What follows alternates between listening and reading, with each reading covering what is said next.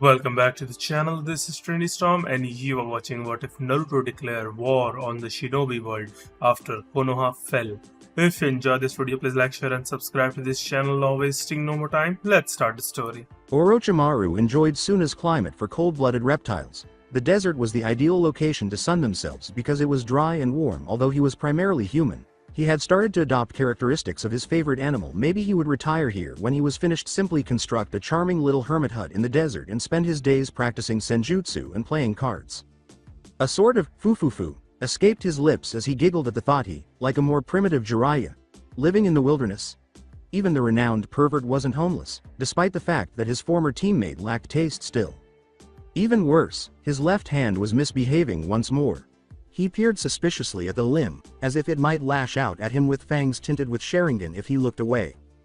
Orochimaru swore at Akatsuki, Itachi, and his hand he wouldn't have had to battle Sasori, Kisame, and Itachi all at once if he hadn't had to leave the group. Although he disliked the Sannin and had a tendency to blow things up, Deidara was present but had been asleep during the fight. Well, everyone had their quirks, they were just more foolish or dangerous if you were an S-class rogue ninja, usually both. However, he was doing better than ever after telling Conan and a number of the biggest criminals in the world to get lost. Since Otogakure was a huge success, he was ready to move on to Stage 2 of his plans. Specifically, Stage 2 featured a plot designed to rival the insane intricacy of Pain's gather the Jinchuriki and suck out the Biju scheme to put an end to all conflict. Orochimaru occasionally questioned whether the man was a more severe psychopath than he was. In Akatsuki, the extent of a person's power appeared to be proportional to how delusional they were. The immortal Hidan killed only to please himself and worshipped a god of destruction, arguably immortal. Sasori had wiped out a whole nation in the far west for no other reason than fun, born into a time of warring states. Kakuzu seemed to have no idea what a greater power was and lived only for money and had his back sewn with a collection of human hearts. Pain believed he was a god and promised to bring about peace armed with an unbeatable weapon, Orochimaru. Oh, perhaps it was simply immortality, wearing a white traveler's cloak and Magatama earrings. He reached Sanagakure's front gates in response to the guard duty Chunan's request for identification and an explanation for his visit. He used his index finger to chop off the man's head. Orochimaru strode past the corpse with only the sun on his pale face and world dominance on his mind, and it made a satisfying crackle, like a dish being shattered on the floor. Suna was smaller than Kumo and Konoha, but bigger than Kiri and Iwa. Relationships between the two city-states were closer than ever after it had supported Konoha in the Third Great Ninja War. Unfortunately, Suna was growing restless, as Orochimaru knew well. It was entirely understandable that the village's dissatisfaction stemmed from the notable dearth of jobs in and around the Land of Wind. The majority of the outlying hamlets tended to subcontract to other hidden villages, and there was very little work to be done in the middle of the desert. Orochimaru believed it was rather stupid to establish a village in the middle of a huge desert based on a system of intrigue and murder, but perhaps there was a reason. Maybe the area wasn't always a desert, or maybe there was something alluring that drew trade to the nation in the past. It had long since vanished, whatever it was. He reached the office of the Cage, a huge, round structure affixed to the great sandstone cliffs of Suna. A gouge ran across the equator, and the kanji for wind was engraved on the side of the dome. In fact, it appeared to be the result of a fight with Shukaku, and they didn't even have the funds to fix the district's most significant structure. Orochimaru gave an uncomfortable smile that was undoubtedly one of the reasons his first proposal was so well received.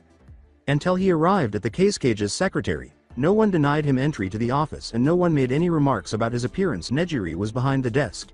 He was far more skilled than Genin but had failed his first Chunin exam in Kumo and had not been able to get into a second one. He heard the Sannin's purposefully loud approach and looked up, his face changing from one of annoyance to shock to fear as he gazed up at one of the world's most formidable ninja.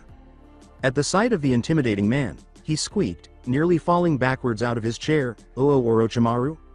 With a sigh, Orochimaru said, "I'd like an appointment to see the Cage," relishing the frightened Nejiri's efforts to appease him. "We have an opening in our schedule now," Orochimaru demanded. "I'm sure the Cage will want to see me, sooner rather than later." Nejiri squealed, Why yes," and disappeared behind the desk in a sloppy shunshin caused by fear. Behind the desk, there was a commotion as the individuals conversing with the Cage were ejected unassumingly. Orochimaru made his way past the office's circular doorway, through the throng of civilians, and eventually to Suna's leader. The tall, red-haired man was the Cage. He was dressed in his station's customary white and blue robes, but his trademark hat was on the ground. There was a jumble of papers on the desk and floor, haphazardly piled up after the civilians who had had their audience cut short left. Orochimaru vaguely remembered Bawako Sarutobi sitting in the seat immediately to his left, but it was empty. On the cage's right was Baki, and beyond that sat Suna elder Chiyo. Eyes with dark rims gazed back at him. He said, Orochimaru, quickly, I am pleased to know that you've taken my advice to heart. Orochimaru concurred, nobody likes talking to clones. Although, this conversation could be more private still. The cage's fingers snapped. Baki, take Tamari and Kankuro into the desert, have them train in endurance for the upcoming Chunin exam. Chiyo, collect Gaara and ensure that he does not destroy my city while I am busy. The elderly puppeteer said, certainly, and left the room. After a moment of hesitation, Baki also left. With a mocking tone, Orochimaru asked, those are your best Jonin? For shame, Suna. The cage complained, they are my best, except for those who are not in the village on assignment. Some advice, from one cage to another, Orochimaru exclaimed in a pleasant tone. One's village tends to prosper when one does not kill one's best ninja for trivial reasons. The redhead roared, those were unavoidable. Pakura, was the sound. Orochimaru coughed. The cage relaxed and inhaled deeply. At last, he said, what do you need, Orochimaru? I still have yet to gather my resources, which need not happen just yet, and the only element still missing is beyond your reach. After I obtain it, we will be prepared. Have you decided on a date? Orochimaru suggested. I think Konoha will be at its weakest during the public portion of the exam. Excessive numbers of their Anbu will not be questioned, and we will be in a perfect position to surprise the vast majority of the Chunin and Jonin. I take it we will not be factoring in Leaf Genin? The ones who make it to that stage will be of at least Chunin level in fighting skill, but otherwise they are not a serious threat, the cage said. Are there any other things which I ought to be aware of? Previously, we discussed using your gold dust ability as a distraction for the more powerful members of the Konoha military, Orochimaru continued. I believe that role could be better filled by your son, Gaara. The cage narrowed his eyes menacingly. Oh, that seems like quite the risky endeavor for such an unexperienced shinobi. Jinchuriki or no, why should I send him off to die? Once more, Orochimaru coughed. He whimpered, Yashimaru. Very well, said the cage, I take it I will be attacking a more secluded target? Precisely, your task is to kill Hiruzen Sarutobi. The professor? That's quite the challenge, even for me, you know that, though, so I take it there is another purpose to it. Maybe ridding yourself of an ally who has outlived his usefulness. Orochimaru gave a grim smile. No, it is something I expect you to do with every chance of succeeding without a scratch. We'll simply cheat a bit, that's all. The cage laughed and said, I like how you think. Is there anything else you wish to discuss? One more item on the agenda, Orochimaru responded. You wish to replace some of your weaker bloodlines with the Sharingan and Byakugan unless something happened while I wasn't looking. There is only one Uchiha remaining. 2, actually, said the cage. Orochimaru thought, 4, even, but that's not for you to know. Itachi Uchiha is not on the table, as I have neither the time nor the inclination to capture him for you. While I can grant you as many members of the Hyuga cadet branch as you please, Sasuke Uchiha will remain my property. The cage said, I'll think of something, with a smile. Shall we draw up a division? On a piece of paper, Orochimaru and the cage enumerated Konoha's numerous clans and resources. Clan leaders ascended first, then their heirs and other members. They discussed summoning scrolls and methods, the approximate value of the Konoha treasury, and the number of men enlisted in the Shinobi Corps on another paper. The cage thought, the techniques can simply be duplicated, and crossed it off the list. We ought to split the clan heads and heirs, to make the division of Teken Chius roughly equal between Suna and Otto. Orochimaru stated, I don't think it would be wise to leave some of them alive. He drew a line through the names Shikaku, Inoichi, and Shoza, saying, for example, Hiyashi Hyuga may be amenable to the forthcoming policy changes, but the Akamichi, Yamanaka, and Nara clans will fight to the death unless beheaded. Interesting, as those clans use hidden techniques which are not necessarily unique to their members, the cage thought. What of the Sarutobi clan? There are only 3 living shinobi in the main branch of the family, Orochimaru stated. Another set of lines caught Hiruzen and Asuma off guard. My sensei is too dangerous to let live, as is his son. The brat can live. I suppose they'll need an heir. According to the cage, that is everything pressing that I wished to cover. Thank you for coming in person. I'll contact your spy at the start of the exams, and we'll marshal our forces. Oh, and please stop trying to scare Nejiri. He's one of my best genin, and it would greatly disappoint me if he were to die of fright. Reluctantly, Orochimaru got to his feet and nodded. He had no intention of going back to the hidden sand anytime soon. As soon as he said, I will see you shortly." He vanished into a writhing mass of white snakes. "Oh, you bastard," snarled the cage from behind the desk. A tidal wave of gold dust rose, encircling and crushing the snake pile. A tiny mechanical device was affixed to the wall just outside the room. One thin chakra thread led to the spider, which was the size of a fist. A crude listening apparatus rested flush against the wall on its underside. Chiyo almost lost control of the puppet in shock. About a kilometer away, what was the cage going to do?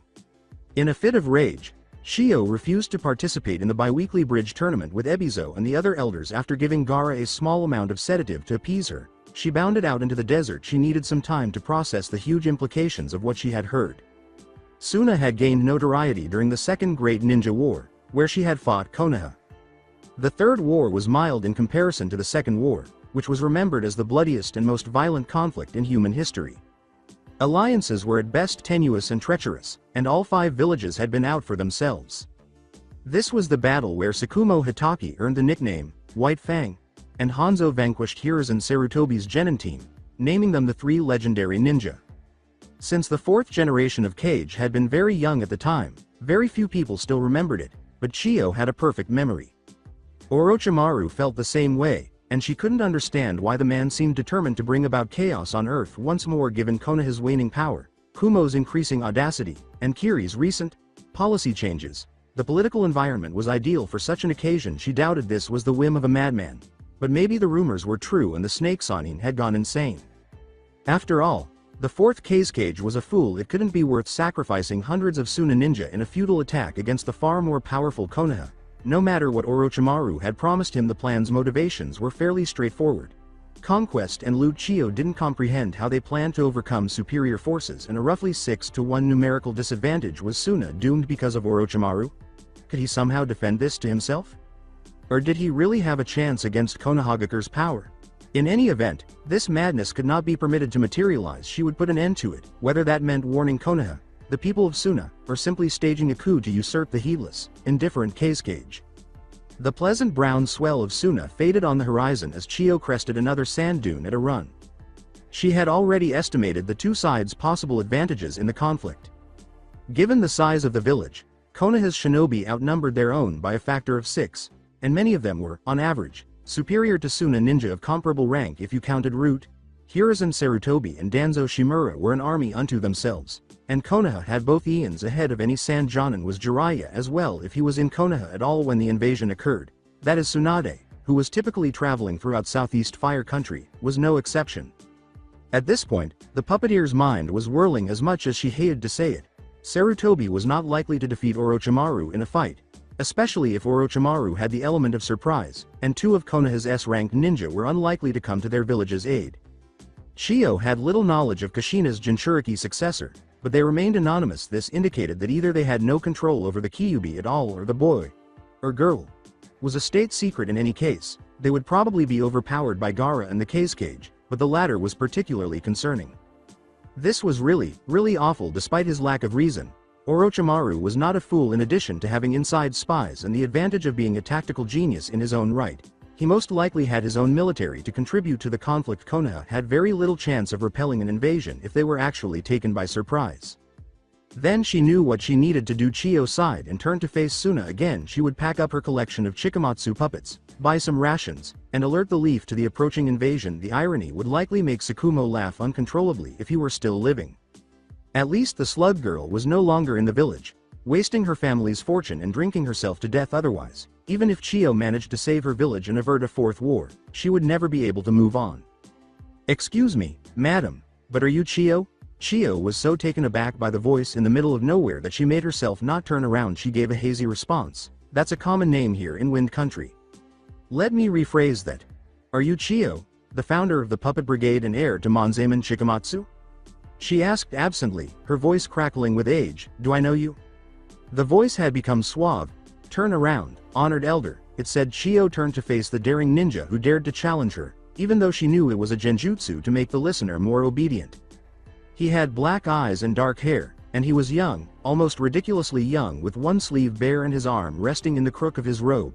He wore a black cloak adorned with red clouds. For a moment, Chiyo gazed at him, genuine fear growing in her chest. The words, "You know," Itachi Uchiha said the statement was straightforward and a frighteningly accurate summary of her circumstances, and his voice was bland once more. What will you do, elder? The sharp reply from Chiyo was, I fail to see how that is your concern. Have you any legitimate business with me, traitor? In his cautious monotone, Itachi stated, my partner is currently indisposed. This is not Akatsuki business, however, it is personal, and so I do not need him for this encounter. Return to your village, and forget what you've heard. Do not report my presence to the cage if you attempt to warn Konoha. It will end badly. Above all, do not interfere or Orochimaru must succeed. You cannot expect me to do that, Chiyo angrily said, secretly retrieving a sealing scroll from her robes. Itachi let out a sigh, as though he had honestly thought she would just ignore the impending disaster.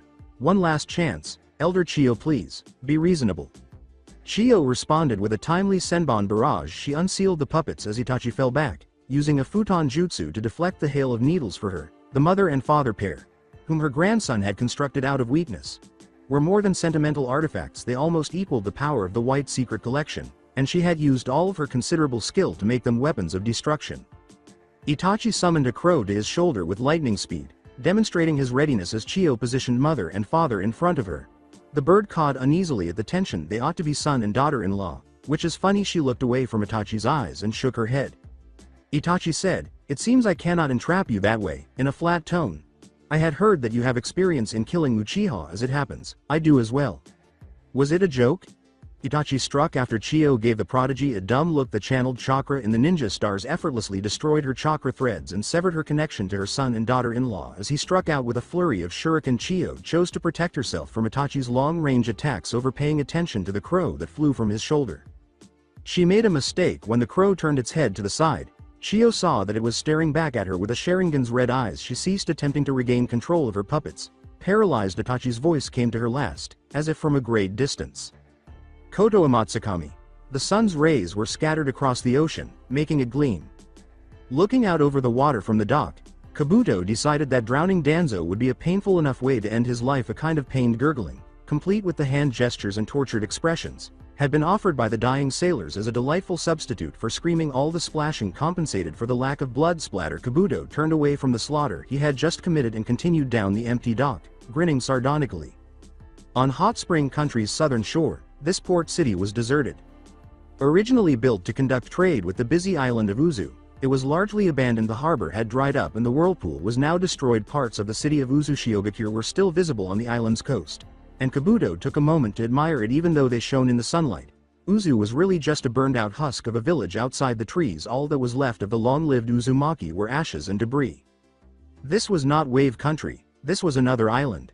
From that very island, Kabuto had chartered the boat to the land of Hot Springs, paying for it in full in solid gold up front. Unfortunately, he couldn't remember which island he was looking for on the way north, so he just had them pull ashore at the first deserted beach. He wished he had asked the men to pull up to Uzu because the gold now weighed heavily in his pocket. He wanted to spit on some of the graves up there and maybe dig up some DNA traces. The water lapping against the wooden poles that kept the pier out of the water was at his feet. With a sigh, Kabuto took a seat, waiting for his guests to arrive and the last of the sailors to pass out from the water in their lungs.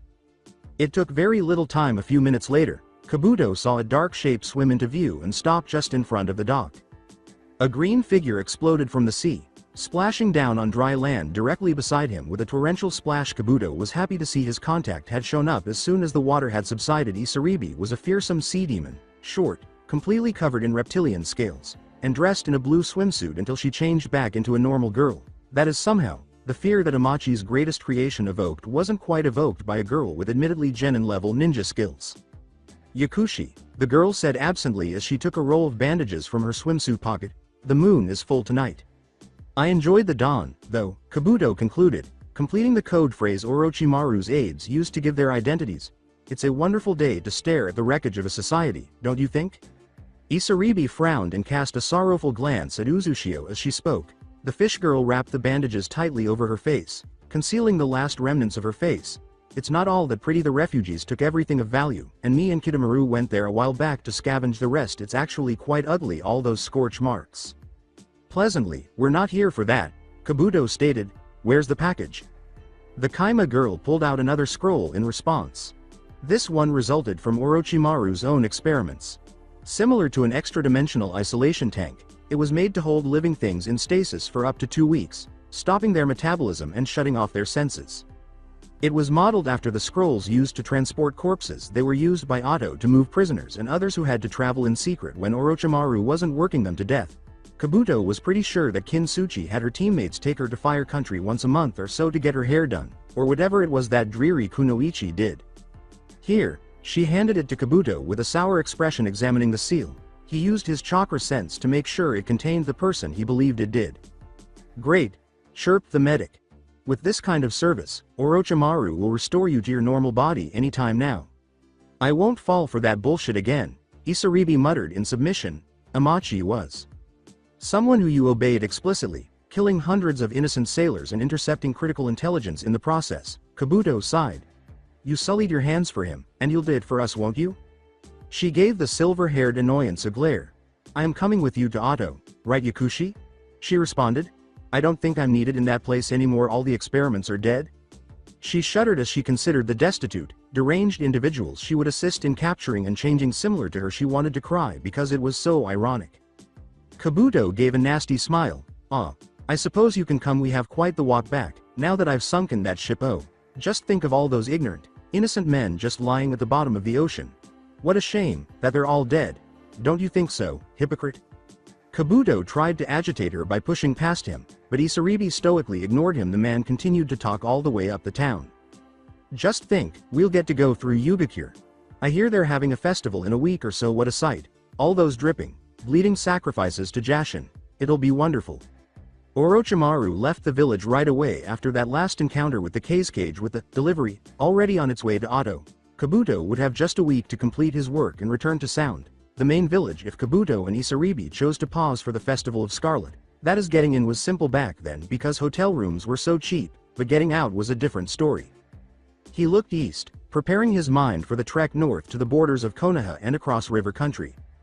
Although the advantages of immortality may have outweighed the disadvantages, this was likely the most uncomfortable aspect of it. Orochimaru's whole body shattered into white snakes with an odd-hand seal that no shinobi watching could recognize. Numerous cobras, pythons, anacondas, and vipers slithered across the desert sand, each moving at a comfortable pace for the days ahead. There was no sign of the Sannin as the last of them disappeared, burrowing beneath the dunes with a few hisses. Through binoculars, Kisame Hoshigaki observed the affair from a mile away. After waiting for Orochimaru to leave, he took out a tiny two-way radio. He mumbled, "He's gone." When the man with the other radio opened his side of the secure channel, the chatter subsided. "Confirm," said Itachi. Kisame sighed, got to his feet, and lowered his wide-brimmed hat over his face. A sharkman shouldn't be in the desert, but here he was as usual, doing Itachi's dirty work. Hell, Kisame would likely also be held accountable for the Uchiha incident if the child had been his partner only a few months prior to joining Akatsuki numbers. Kisame reached the scene in less than 2 minutes thanks to a sudden burst of shinobi speed. He kept a close eye out for any remnants of sage chakra, which would indicate that not all of the snakes had disappeared. When that didn't work, he spent a few minutes searching in vain for potential stragglers in the sand. He got up and brushed the dust from his hands before saying, "Nothin'," into the radio. "We good to go?" "Very well," said Itachi. "Rendezvous in Suna Training Ground 12. The one with the tornado and the spiky things." Itachi made a sound that was vaguely similar to HN, and it was just the right amount of frustration and annoyance. "Yes, over." "Over," Kisame complained as he turned back to face Suna's oasis. He didn't notice a single albino adder emerge from the sand as he was walking away. Muttering about dumb Uchiha and dumb accurate tornadoes, it vanished beneath Kisami's Akatsuki cloak with a single, accurate flick of its tail, leaving no sign of Orochimaru. Avoiding Konoha patrols was surprisingly simple. Orochimaru was a master at adopting new identities, but this was too easy. Since no Chunin guard could possibly be expected to know every face in the village, the rules for dealing with possible intruders were intricate and varied. It didn't really matter if they didn't have a leaf forehead protector because they might have just forgotten theirs. On the other hand, having one was also a poor sign of alignment. However, posing as an adult genin was typically the best course of action when dealing with such inadequate security. "Hello, sir," a guard addressed the group. Orochimaru assured himself in his mind that his metamorphosis was complete as he glanced over his shoulder at the man. Killing a Konoha ninja wouldn't be acceptable, and it wouldn't be as well received as it had been in Suna. "Yes?" said the Sannin impatiently. "The records here don't say your name. Did you forget to sign the register?" The phrase, "Are you a fake?" were not spoken, but they could still be heard. "It seems I must have," was his evasive response. "May I do that now?" He accepted the provided pen and clipboard while scanning the list for the next available spot. He thought about his disguise. Dark skin, dull green eyes, and purple hair. He was dressed like a typical shinobi, but without the flak jacket and scroll pockets that are characteristics of a chunin. Though it was only a slight resemblance, he assumed it would withstand examination. The disguised Orochimaru signed his name as Kazashi Haruno with a flourish. To the chunin, "Thanks, Mr. Haruno," he turned to go, but paused, saying, "Remember that your time is up in roughly 5 hours. Say, did you know that this was Tobirama Senju's personal training ground?" Gritting his teeth, Orochimaru made himself act as though he was interested. "No, actually." A gap appeared where one of the chunin's front teeth should have been when he smiled. "It's true. The second Hokage used a sweetened jutsu to make this lake, and he used the water in it to practice his water manipulation. Sarutobi says this was his most favorite place in the world. Pretty cool, huh?" "Yes, cool." Evidently bored with Kazashi and his demeanor, the guard scowled at Orochimaru's seeming lack of interest and turned to leave. Orochimaru dropped his transformation and stepped out over the lake with practiced ease now that he was alone. He asked aloud, "If I were Tobirama Senju, where would I put all of my little treasures? Let me see. I have no sense of humor. I'm a brilliant ninjutsu designer, a consummate politician, and I hate the Uchiha clan. However, I am a Senju, which means that wherever I put my legacy, it's ultimately sentimental, but out of the way. Hence, this silly little pool training ground. Somewhere in the 50s, I think." Unfazed by his footsteps, Orochimaru gazed down at the pond's glassy surface. "There aren't any little hiding places down there. It would be too easy to empty the lake," he thought. "Not much else here, except for that waterfall a little while upriver. I remember Tsunade pushing Jiraiya off that cliff when Sensei wasn't looking. Then I pushed her, of course, and Jiraiya tried to grope her, so she tried to crack his skull open, and that was when Sensei summoned Enma." He smiled wickedly as he trailed off. He questioned the Phantom Hokage. "You were a master of Jikukan ninjutsu, weren't you?" I should have expected overkill from you, Lord Tobirama." Using the exercise he learned in Ryuchi Cave, he extended his senses outward to form the ram seal. As it turned out, his limited knowledge of senjutsu told him that a significant amount of natural chakra was concentrated in the middle of the lake, just beneath the surface. Orochimaru slammed both palms against the lake's surface in delight. He improvised the technique that dragged objects between planes by haphazardly attaching a dragon seal to the end and latching the technique onto the anomaly. "Kachiyose no jutsu," he said. A wooden chest bound with iron bobbed up to the lake's surface as the dimensional barriers broke and the chakra node pulsed in time with his summons. With joy, Orochimaru grabbed the chest and pulled it to the beach. He carelessly tore off the lock that was intended to keep elite shinobi out and asked the inanimate object, "Are you what I think you are?" 2 items were found inside. A pile of paper that was probably covered in the second's concepts and works. The other looked like the handle of a sword without a blade. It had a very attractive handle that resembled a torch more than anything else. Orochimaru heard Vajra in the back of his mind. The Sannin uttered without hesitation. He tossed the handle back into the lake. "I was aware of his sentimentality, but holding onto a broken sword's handle?" Orochimaru bound the chest up and took a length of ninja wire out of a pocket. After giving the chest a mildly contemptuous glance, he opened his mouth and swallowed it whole. After 3 terrifying minutes, the cash had vanished from inside his abdomen, and Orochimaru appeared remarkably content. He said to himself, "Could have used some salt," and then dissolved into hundreds of tiny white snakes. It turned out that the village of Hot Springs was not celebrating the dark god Jashin with rioting. Isaribi exhaled a sigh of relief before Kabuto joyfully told her that cabals typically worked at night, robbing people of their beds, spiriting them away to be disemboweled, and leaving them to perish in mass graves where the weight of the bodies piled on top of them crushed the dying children. Isaribi reasoned that Yu's population was not really large enough to sustain such violent celebrations. She was a target for Kabuto's enjoyment of needling, and there was no indication that today was any different. Still, she decided to sleep with a knife beneath her pillow and one eye open. The Bleeding Heart was a charming hotel that the two of them stopped at, complete with a signboard featuring a picture of a human heart with a sickle through it. The proprietor was a weedy little man with glasses and a high-pitched whine for a voice. As soon as they received their room keys, he said, "Take the package up to our room and keep it safe. I have a few errands to run here, and I trust I can leave you alone for a few hours, nay?" "Of course, Yakushi," Isaribi responded, "but even if you couldn't, what would you do? Seal me away? Chain me to the bed?" Kabuto flatly stated, "Actually, I would force activate your transformation. I'm sure they don't take kindly to demons in you. It might be difficult to escape with all those ninja and Jashin priests on your tail." Kabuto departed in a positive mood while Isaribi sulked while reclining on the bed. He left the hotel after slapping a seal with pressurized knockout gas on the opposite side of the door as a precaution. The village of Yugakure was made up of rocky outcrops and low wooden buildings. It had been incorporated into the landscape, and the roads veered around hills and trees. In addition to being a tourist destination, it had one of the strongest economies in the world, which may have contradicted its reputation as a hidden village. The tranquil ambiance and comparatively uncommon glimpse into a shinobi's life drew visitors from as far away as the land of Earth. Even the less ostentatious jutsu were enough to dazzle the crowd, though it was obviously toned down for the civilian audience. Their top performers were Genin and Shunin, who practiced taijutsu a lot and competed in simulated tournaments that mirrored the Chunin exams. This was the greatest choice if you wanted to watch ninja combat without running the risk of dying. It became increasingly clear that the festival had not yet begun as Kabuto approached the village center.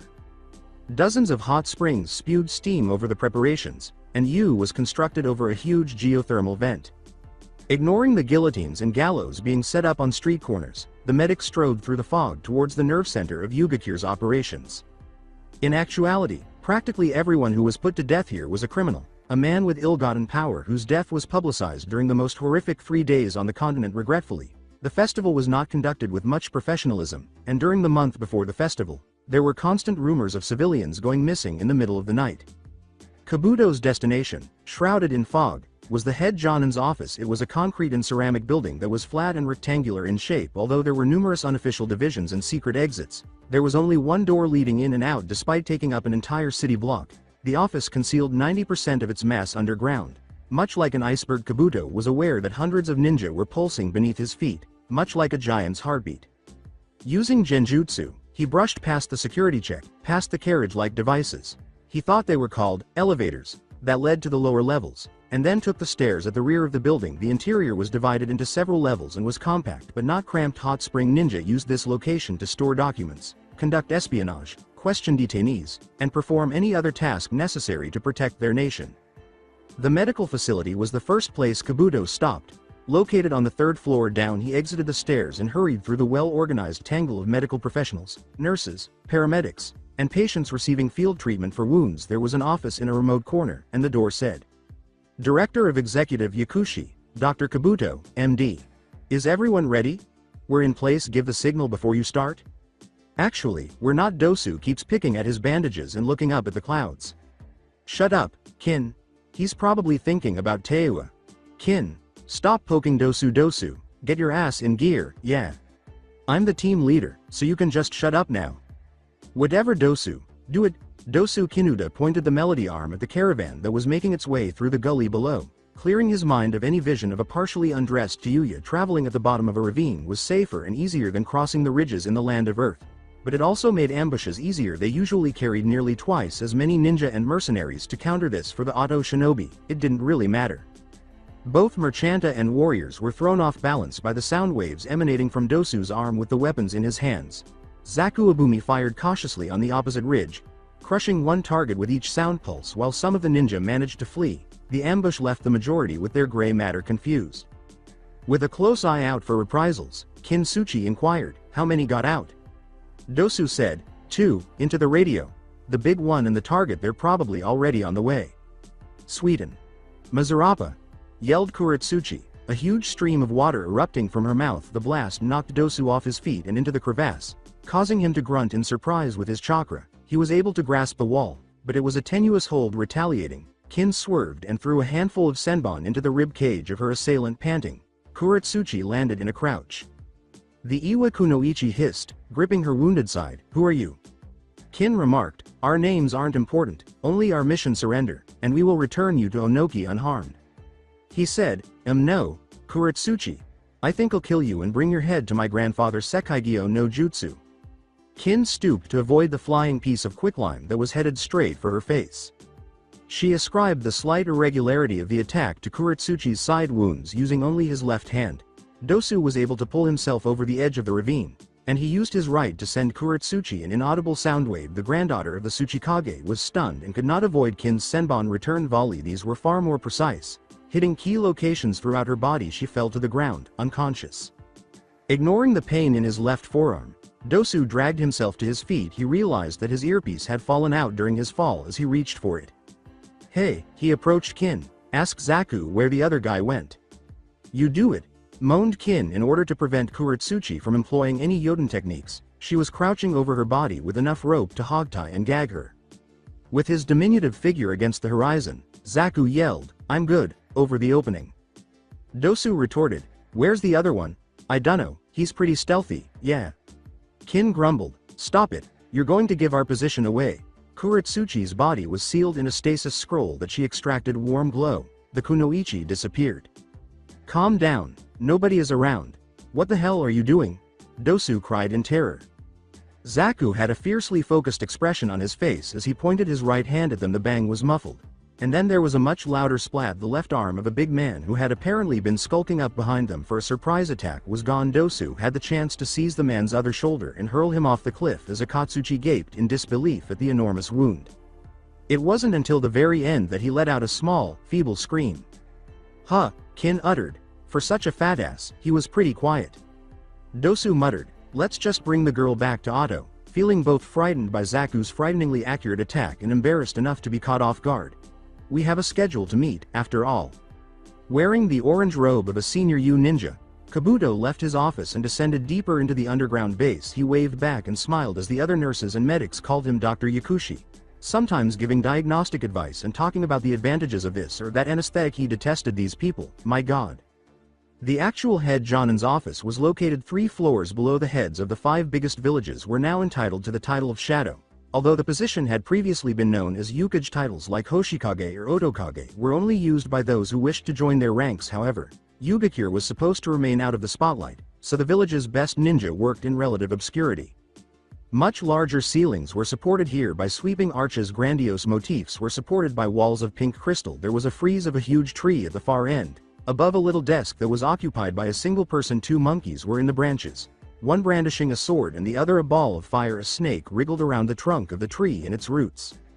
Kabuto walked over to the desk. A young boy with a mane of green hair and magenta eyes was crouched over a stack of documents. Behind it, a rat would dart out of a nearby corridor or from behind a wall every few seconds, drop a bunched piece of paper into the pile, and then run away again. He called out, "Yukimaru," attracting the secretary's attention. The boy's face lit up with a broad smile upon seeing Kabuto. Childishly, he yelled, "Kabuto, what are you doing here?" He remarked casually, "Oh, I was just passing by and I decided to visit the head Jonin of the village. May I make an appointment?" Yukimaru looked down at his desk's papers. Snatching up a stack of papers secured with a paperclip, he quickly tore them in 2 after scanning the title. "Go right on in," he exclaimed with a smile. After giving him an insincere thank you, Kabuto went around the desk and into the Yugakure leader's office. With its small size, wooden paneling, and oil lamp on a writing desk, it was actually rather unimpressive in comparison to the rest of the building. Kabuto surmised that Yukimaru was the one who greeted most of her official guests in the foyer. "Hello, Gurren," he said to the woman with the blue hair. Notwithstanding the significance of his presence, the kunoichi glanced back and grinned a little. "Dr. Yakushi, what a rare pleasure it is to have you in town," she said. "I take it you aren't here for the Festival of Scarlet?" His tone was one of fake regret. "Alas, much as I would love to see children disemboweled for my own amusement, I can do that on my own," he said. "Yes," Gurren answered, "that's Tuesday in Otto. Tell me, what will you be needing for our next ambitious endeavor?" "People, mostly," replied Kabuto. "Yourself, obviously, along with Masumi Tsurugi and Yoroi Akato. Are there any other ninja you can spare for the invasion effort?" Gurren thought, "My daughter is only 4 years old, but she can use Shoten. Yukimaru is staying here to run the village, and my best Jonin are otherwise occupied as spies and the like. The best I can give you is a few Chunin, although I was hoping to tighten security around the festival this year." What's a civilian here or there in the grand scale of Lord Orochimaru's goal?" slyly replied Kabuto. Gurren's orange robe swished as she buried her face in her palm. "Very well, that'll be 1 Jonin, 16 Chunin, and 2 Genin who really should have been promoted years ago," she grumbled. "Suisho Bunshin no Jutsu." Behind her, 2 vivid green replicas of Gurren appeared. Initially crafted from jade, they gradually began to resemble the original in every way. "You, get Yoroi and Masumi, send them to the Bleeding Heart, provided by Kabuto, room 105. There's a kunoichi covered in bandages in there. Break down the door if she doesn't let you in." Gurren gestured to the other clone while rolling her eyes. "You, go out there and have Yukimaru give you a list of off-duty Chunin, then issue them a B-rank mission to go to Otogakure and wait for further instructions from Lord Orochimaru." You're throwing them into a war for only a few thousand ryo?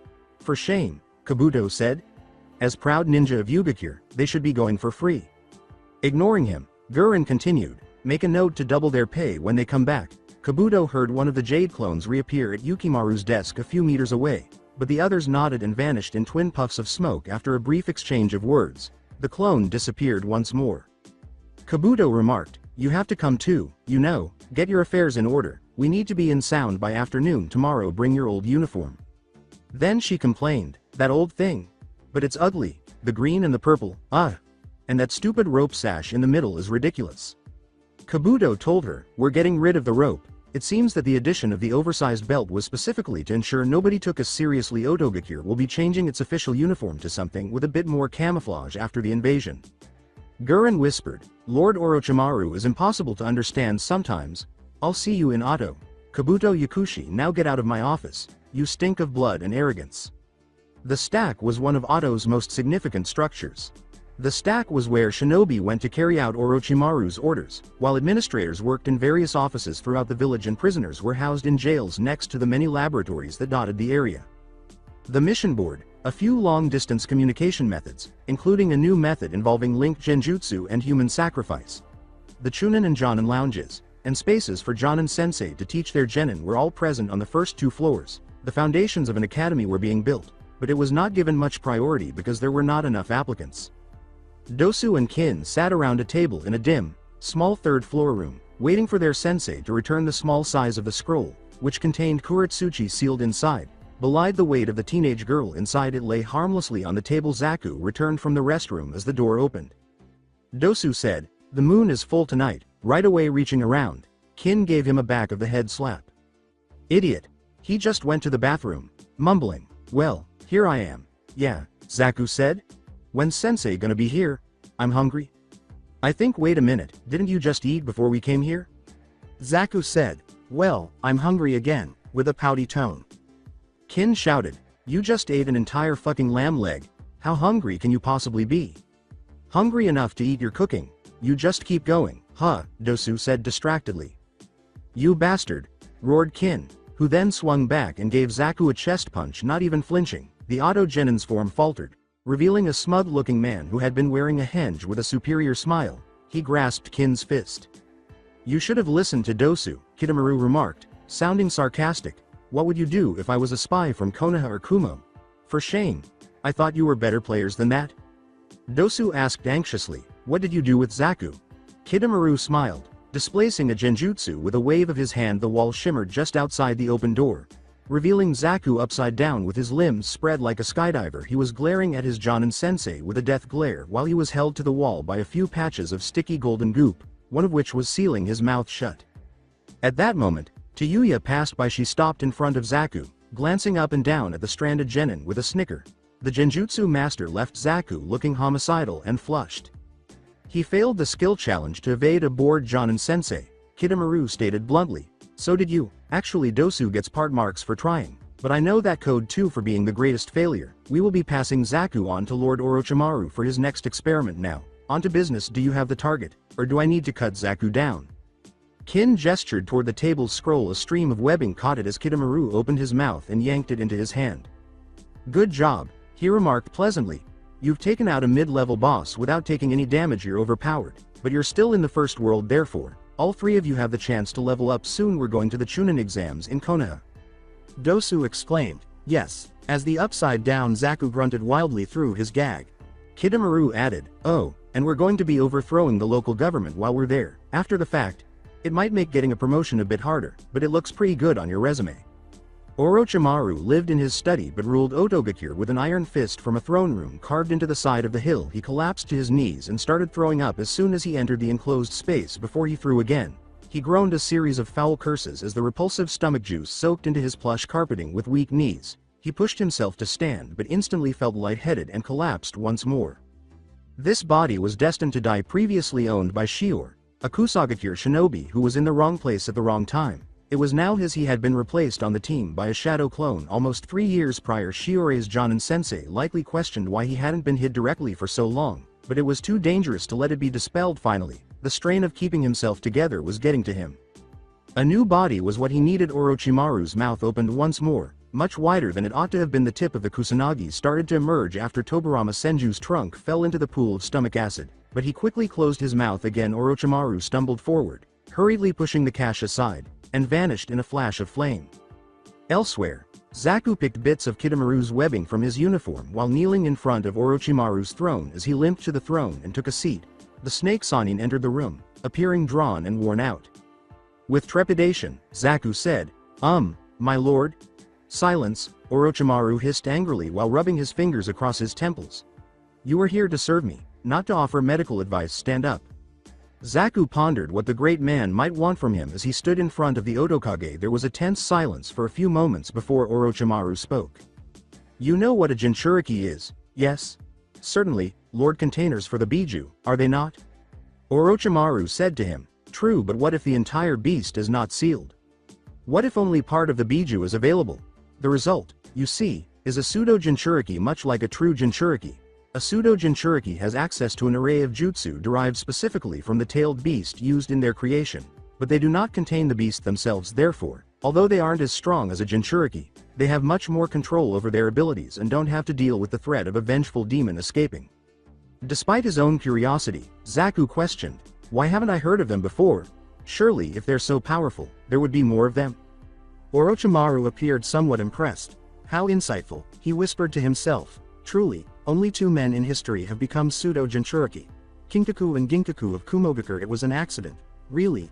They were eaten by the Kyuubi, and to escape they chewed their way out of the demon's belly. Unfortunately, genealogy suggests that they were descendants of the Sage of Six Paths himself, and it was probably a fluke. However, their method of eating the Biju's flesh was rather crude. Although Zaku had the regrettable impression that he knew where this was headed, he remained silent because Orochimaru's passion was evident in his face. In the October that the Kyuubi attacked Konoha, rumors went around that a pseudo-Jinchuriki had been created. They were quashed almost immediately, but I became curious. Could I create one myself?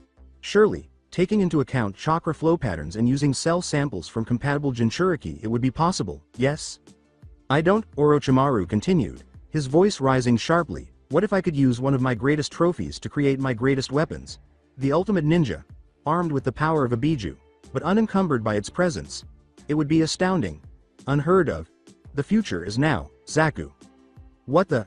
Zaku was suddenly immobile as Orochimaru made a hand seal. He didn't recognize Orochimaru. Hiked up his shirt and started drawing an odd symbol over his sternum, leaving the Oto-genin helpless and terrified. Orochimaru clarified, this will add an additional chakra source to your gate of pain. But Zaku was too deranged to pay attention. Orochimaru continued. A long time ago, I walked into Kumo and killed a Dr. E.H. To make a long story short, I now have one of the Hachibi's horns and a cell culture from Fukai. His Jinchuriki at the time. Sure, there was a bit of a bloodbath afterwards, but this is an omelet situation. They were all eggs, and so are you. Kidomaru, Kin, and Dosu were waiting outside for Zaku to emerge. What's taking so long? He's probably just ARRGH,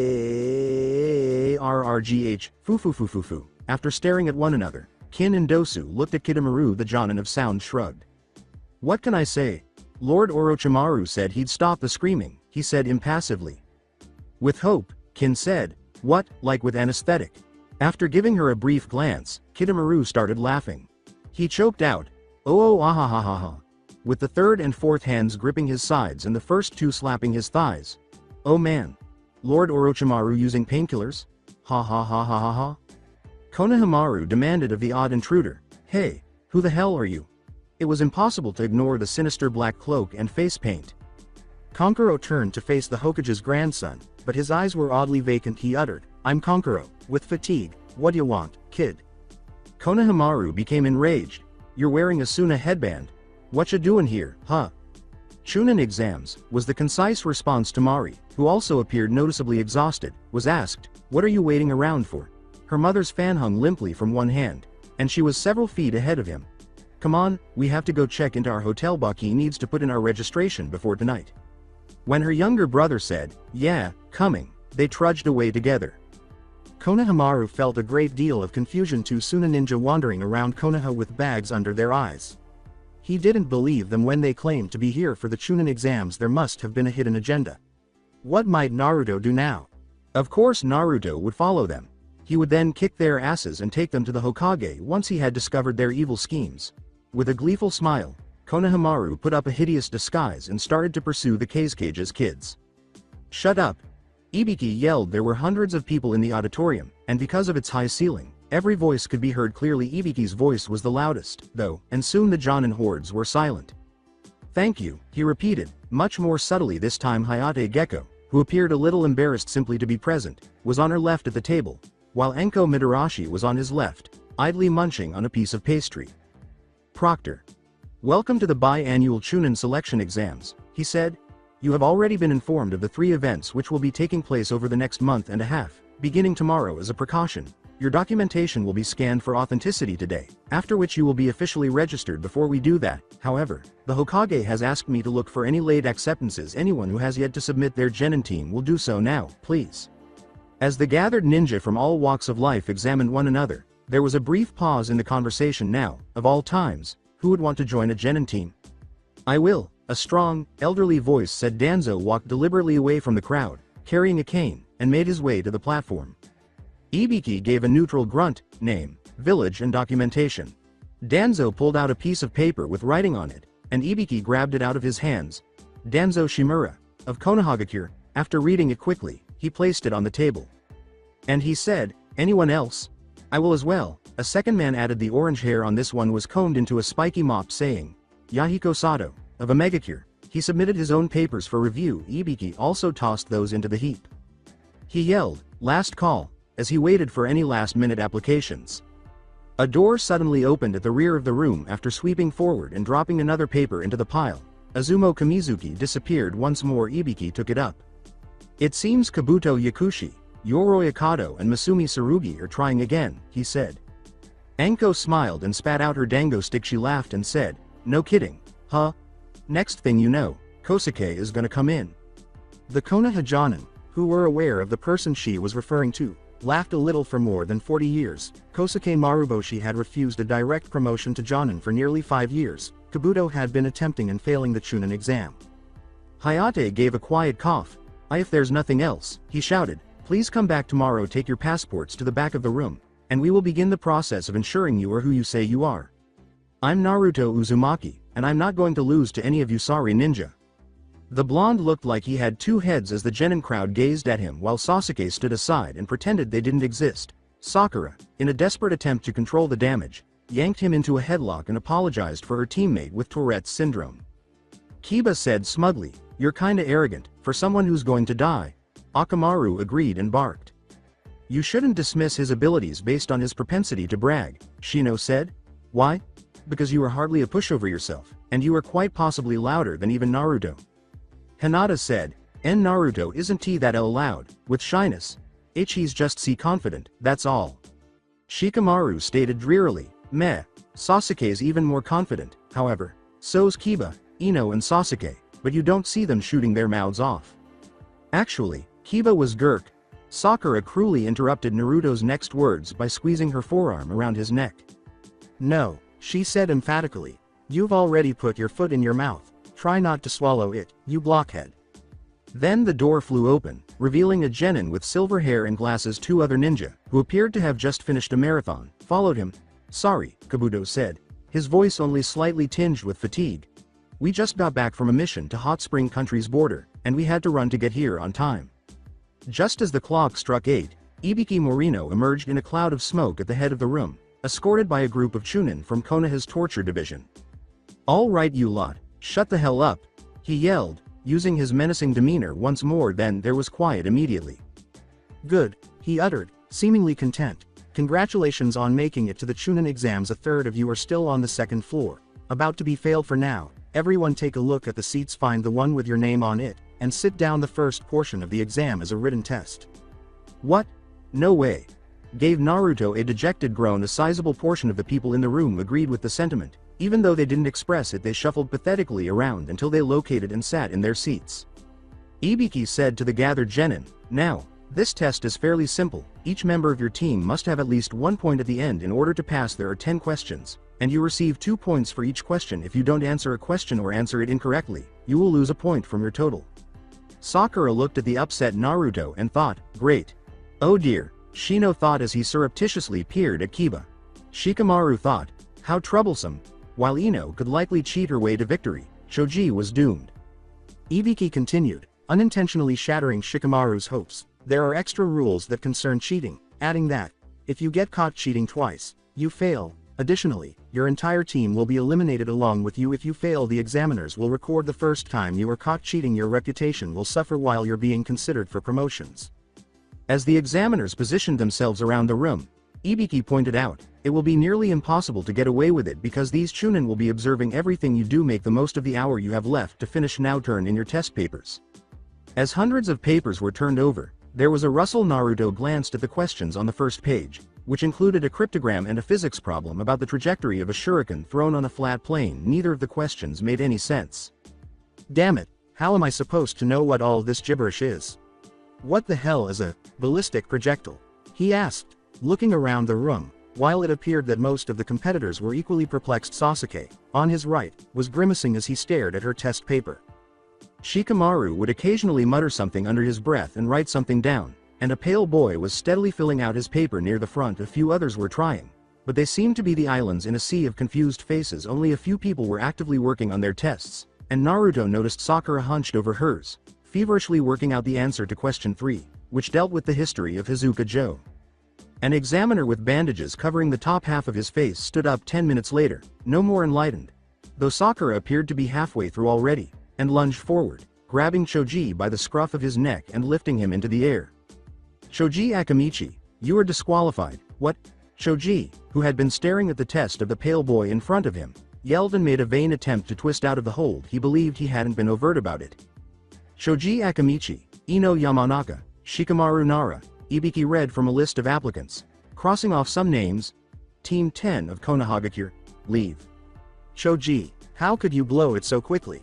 Ino hissed as he got to his feet. I completely understood. You lazy bastard, don't even dare say this is problematic.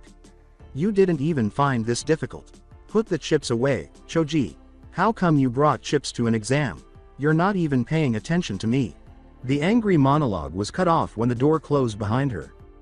Naruto saw a lot of people cheating now that he was looking for it. Hinata's eyes, which he vaguely remembered were some kind of dojutsu, had bulging veins around them, and she was getting the answers almost as quickly as she could write them down. The girl on his left, with a pair of buns in her hair, pulled out a hand mirror and pretended to adjust the wooden sticks that held them in place, and depending on the angle, she may have been copying off the guy 2 rows back, but he couldn't tell. A boy with orange hair slumped forward in his seat at the same time. A man across the room stiffened and began to check his answers. Almost everyone was trying to cheat, except for those who actually knew the answers. Sasuke, Sharingan activated, recorded the hand movements of the woman diagonal in front, and to his right Shino had placed an insect on someone else's table and was now translating its clicks and moans into legible writing. The boy in the black cloak and the ridiculous makeup was busy folding his test into an elaborate paper airplane, and the red-headed boy was just staring straight ahead without even picking up his pencil. If this had been any other time or place, Naruto would have asked how he was making it and if it was any good. A blonde named Suna Kunoichi was attempting in vain to respond to question 2 across the room, and there was a nagging suspicion that she was doing it incorrectly. Tension was building in the room as everyone tried to find the right information without getting caught, and over 30 people were caught cheating a second time over the course of the next half hour. Unlike the first time, subsequent evictions simply involved Ibiki reading off a list of names and telling them to leave without warning. Simultaneously, Naruto made a final plan in his mind, one that had to be perfect because he only had one chance to pass the test and save his team. He sat and waited.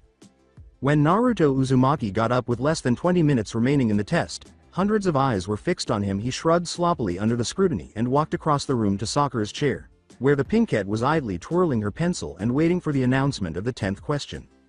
Sakura's mouth dropped open, as did the mouths of several others, but no one moved to stop him as he picked up her test and started reading the answer to question 1. Hey, tell me how you solved this. He thumbed through the paper inquisitively. She automatically responded, it's a polyalphabetic cipher, slipping into a lecture-like tone. The encryption of one letter is based on that of the previous unencrypted letter, so that, Naruto, what are you doing? Naruto remarked nonchalantly, I'm only going to be caught once, but if we get caught twice, we're out. Hey, this is quite ingenious. Sakura blushed, but said nothing. Naruto put the paper down and walked back to his own desk under the proctor's watchful eye. quickly repeating Sakura's responses to the first 2 questions in the final minutes before the test. Ibiki got up. Before we begin the 10th question, there are some additional rules to go over. Nejiri whispered to himself, great, known from past experience that this was the crucial part of the test. Your team will advance to the next section of the tests if you provide the right answer to this question. You and your team will fail if you don't. Additionally, you will not be allowed to retake the Chunin exams if you do not correctly answer the question along with your group. WTF? There are people here who have already taken this exam, Kiba yelled. You're in one of my scenarios, which is unfortunate for you, Ibiki deadpanned, adding, you're lucky to be alive. There's a third choice for those of you who are unsure about finishing this section. Your group will fail on its own if you don't answer the 10th question. You will be permitted to retake the exam, though, at a later time. If any of you want to go this way, please do so right away. Hands went up almost instantly, and Ibiki and the examiners began taking notes frantically before the proctor spoke. Yukio Yatsuki, and Keiko Honda Team Kumogakure 11 Tomomi, Sachiko, and Nejiri the 2nd Sanagakure Team. Hinata Hyuga considered her options carefully. Kurenai's recommendation for the status of Chunin was a great honor, especially so soon after graduating from the academy. Her father wanted her to attend and succeed, and so far she had completed the first one. She couldn't explain how the examiners had missed her use of the Byakugan, though it might have been a one-time only situation, similar to Naruto's strategy. She had swiftly observed Neji in search of answers and was a little taken aback to discover that his Byakugan was dormant. She had a choice now. Hinata's top priority was to stay and move on because, with Chunin rank under her belt, she could finally gain some independence from her clan. Neji would have to admit her skill, and, most importantly, Naruto would finally recognize her as the gifted kunoichi that she was. In private, she wished she could have passed the test like Sakura just by using her brainpower, but if they ever got into a fight. But she had more to consider than her family and her crush. Both Shino's and Kiba's futures depended on the decision she was about to make. It was painful for her to admit, but being denied the opportunity to take the Chunin exam again was a greater blow to her team than to herself. With that privilege forever out of their grasp, none of them could hope to inherit their parents' throne. At least she had a younger sister who wanted to take her place, but Shibi was entirely dependent on his only child, and it would be devastating to Kiba, whose older sister had passed the right to succeed Sume onto him. Since Shino was as mysterious as ever, but Hinata suspected he would not fold, it was up to her to bear the weight of her teammates' hatred. She considered Neji's smug smile and Naruto's smiling face, wondering which of them was correct. To be honest, Kiba was too stubborn to acknowledge that there was a chance of failure. In the midst of a sea of waning faith, Hinata took one final look at Naruto's resolute face before raising her hand with a shaking arm. There was something like joy in Orochimaru's eyes as he watched his former apprentice from behind the mask of Akusa Shinobi. His eyes focused on her face when she crashed carelessly through the window. His heart skipped a beat when she cut the Uzumaki's cheek and licked his blood in a loving parody of his own greeting to her so many years before. And his blood rushed to his cheeks when she informed them all that they were going to die. Together, they were going to have a great time. There's one more thing you should know before you go get your scrolls. As proctor this year, I've been given the opportunity to, figuratively, spice things up a bit. Anko yelled at the genin. As a result, I have blackmailed, bribed, threatened, and persuaded a number of officials to let me add a symbolic pound of Cajun to the mix. The scrolls were in a large wooden chest that 2 men carried out of the tent and placed on the ground in front of Anko. Look at this. This is a box with 500 ready-made exploding tags inside, she said. Yanking the lid open. Collateral damage will result in a deduction of points from your final score, while creative usage will earn you extra points. Keep in mind that both the trees and the animals in the Forest of Death are endangered because it is an old-growth forest. Additionally, they may put you in danger, so in my opinion, that's 2 for 2. Orochimaru wondered if this was the feeling of love as she smiled triumphantly. Why are you holding back? Get them now. Nearly every genin team rushed for the flimsy prize, including the chest. A few, like his own and Team Yahiko, held back, but most were soon caught up in a scuffle on the grassy turf. There was a mad scramble for the tags, using all of the ninja's strength and cunning to fend off possible enemies. Before long, the ninja were disengaging as 2 of the fighters were fighting for the final few tags, and one of them executed the hand seals for a fire jutsu. There was a puff of smoke from inside the dome, and then it collapsed, exposing a black scorch mark on the earth, and just before the remaining tags exploded, one of the AIM genin had the foresight to call forth a huge wall of earth over the fighters. Huh, Anko said, sheepishly scratching the back of her head. I seriously believed that stunt would work out a bit better. I had hoped for more deaths. Get your scrolls now. If you live that long, I'll see you in a few days. Instead of teleporting, Anko strolled leisurely into the forest, leaving the group of genin somewhat stunned by the heartlessness of the two boys' deaths. 4 of them slunk away, without a teammate and with little hope left, while the others trudged into the tents like a group of condemned. What's the strategy? As she rubbed her hands together fervently, a grass kunoichi asked. I propose that we take a break and GLK. The third Kusa ninja said, suddenly passing away in the middle of his sentence. Orochimaru took the dagger from his neck and turned to face the witness, who stared at him silently until he used a single kusanagi stroke to cleave her entire body in two. With his scroll of earth securely fastened in his belt, Orochimaru launched himself into the forest at a speed that was significantly faster than his competition, heading straight for the location where he knew Anko Midarashi to be, laughing uncontrollably as he ran through the perilous forest. He had to carefully manipulate the test's results to place the person he wanted in the final round, which required some tampering with the results, the order in which the scrolls were distributed. He had made sure Team 7 had a scroll of earth and the proctor. A master of Fuinjutsu could likely undo his influence completely, but it was beyond his power to mend the breach, which Anko's curse seal had effectively anchored to her chakra network like a parasite under the skin.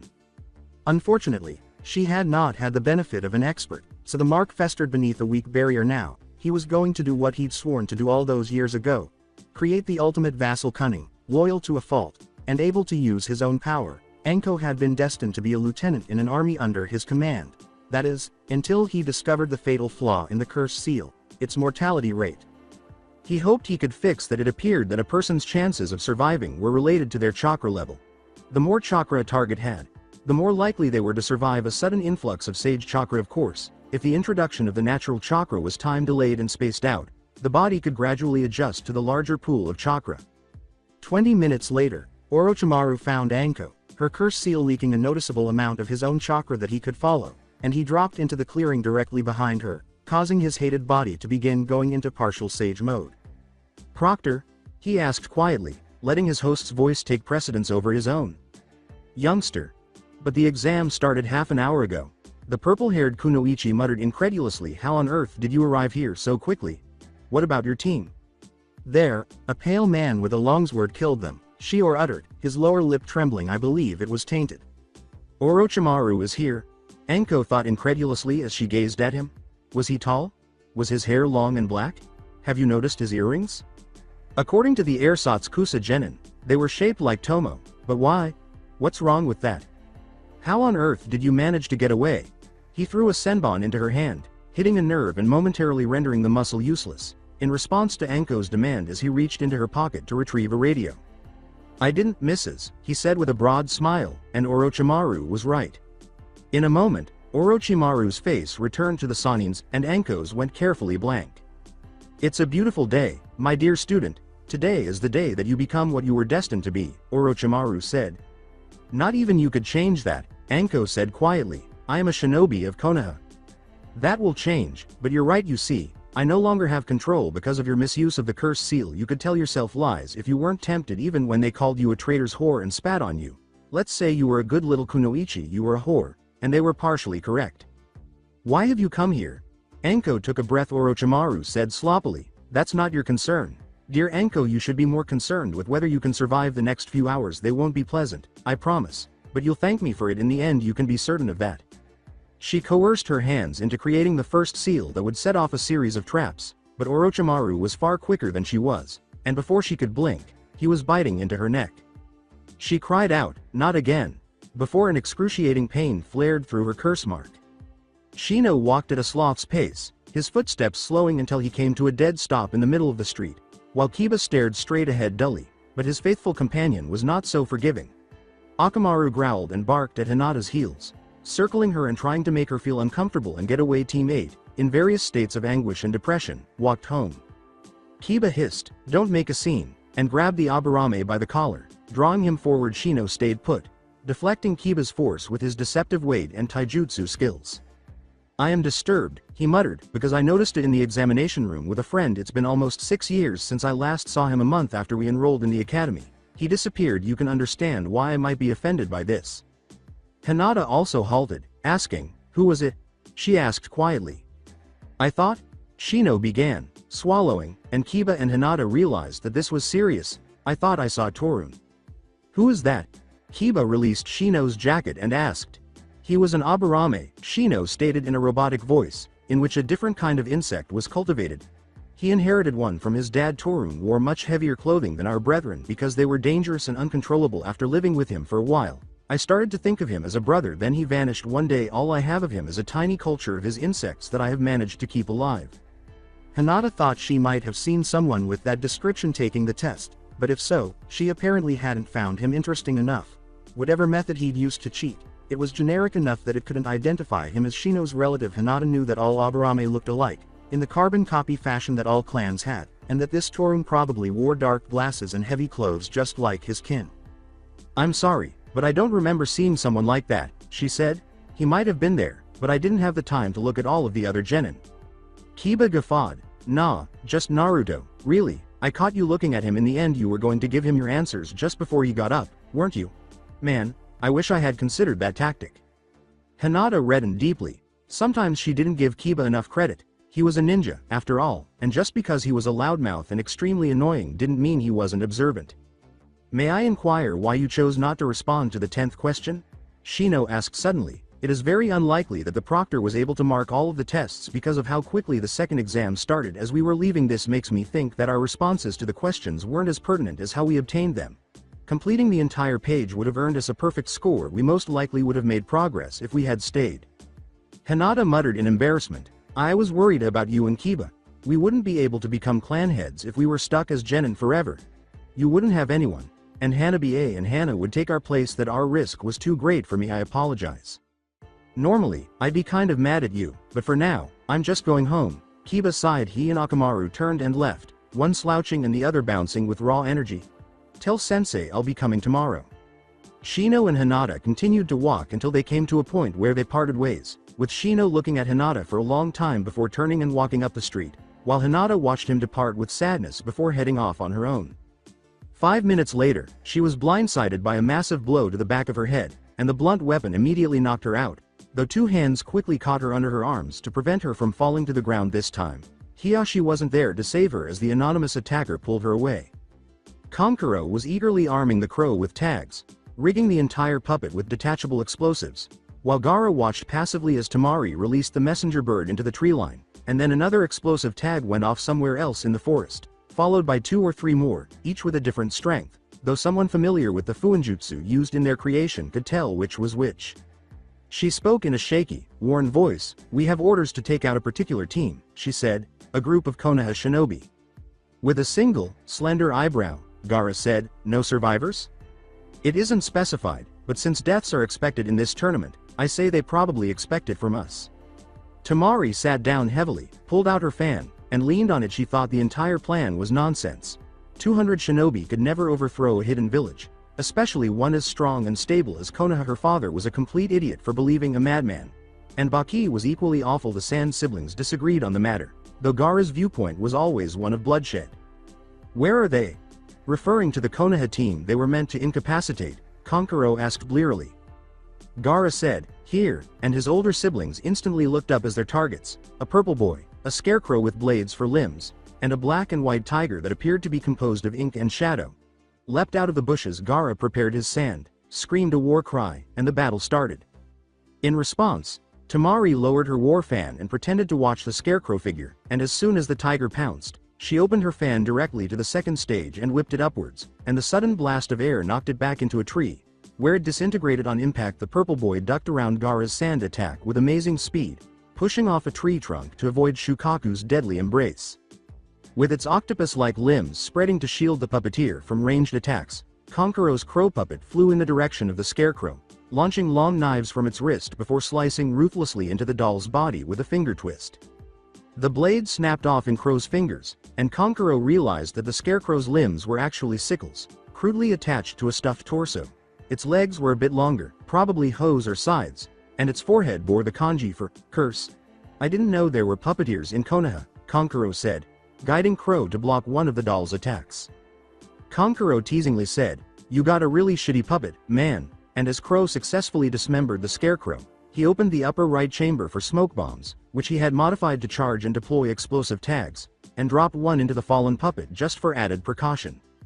The sickle weasel was somewhat helpful, but he insisted on a tribute after service, and Tamari wasn't in the mood to rub his back and pick lice out of his fur, so unless she had to, the familiar would stay in Kamatari's domain. Meanwhile, Tamari was racing through the underbrush at lightning speed, trying to find the creator of the ink tiger. Although she considered using the third part of her fan to call Kamatari to aid in the hunt, she ultimately decided against it. She nearly tripped over the boy on the ground. His orange hair stood out in the dark forest, and his eyes were closed. He couldn't have been the puppeteer for the other team or the one who created the ink tiger, but a quick search revealed two things. First, he was completely out, and even with the roaring bang of an explosive tag, Tamari doubted she could wake him up, and there was a loud rumble coming from nearby as Gaara battled the oddly colored ninja. Second, he had a scroll tucked away on his thigh in some sort of makeshift holster made of fabric. She checked it, and sure enough, it was a scroll of earth, the complement to the Sand Siblings scroll of heaven. Tentatively, she removed it from the cloth, and replaced it with an explosive tag almost as an afterthought. Anko was trembling on the ground, her body aching, and a faint white tinge ran across her skin from the curse seal on her neck, a physical representation of the natural chakra that the Juinjutsu automatically harvested and funneled into the user's chakra network. Earlier iterations of the curse seal were centered around two tiers.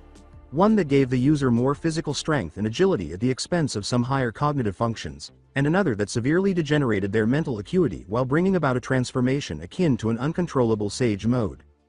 Kimamero's, for example, gave him an exoskeleton and a tail, as well as making him appear vaguely reptilian, and the extra bone made it easier to manipulate his osteoblasts, which allowed the man to easily sift through entire platoons. In fact, Orochimaru suspected that Kimimaro at his height would have given Minato Namikaze a run for his money. This was a slightly more adaptable version of the curse seal, instead of depending on a specific transformation for each person. Kitamaro liked to joke about that. Not every boss has a second stage. Orochimaru was willing to believe Jiraiya when he explained that his new design used sage chakra in a variety of ways, including fortifying the yin chakra of a genjutsu to the point where it was nearly impossible to break, increasing speed and strength to inhuman levels, and expanding the scope and power of ninjutsu attacks, depending on the user's strengths. On one occasion, he had witnessed Jiraiya miss with an attack at point-blank range, but the other shinobi died as if he had been hit anyhow, and the Toad Hermit later ascribed it to senjutsu. Anko served as a test subject here, and since she recovered from the application of the Juinjutsu in just a few minutes, she might be finished in less than a day. He could then test the effectiveness of the seal, and Kabuto had assisted him in creating an efficient battery of tests to carry out, including the search for any potential side effects and unexpected deviations from the projected model. If it wasn't exactly what they were looking for, he could adjust the formula on the spot in a dozen different ways, and he would be prepared when the curse seal finally performed as he had intended. Using the Kusanagi technique that allowed the sword to be everywhere and nowhere, he banished Anko to somewhere. Kachiyose no jutsu, he said, exposing his tattoo and calling forth a snake the size of a small tree. The snake dutifully opened its jaws, swallowing Anko whole with only the faintest groan of discomfort at not being allowed to digest her.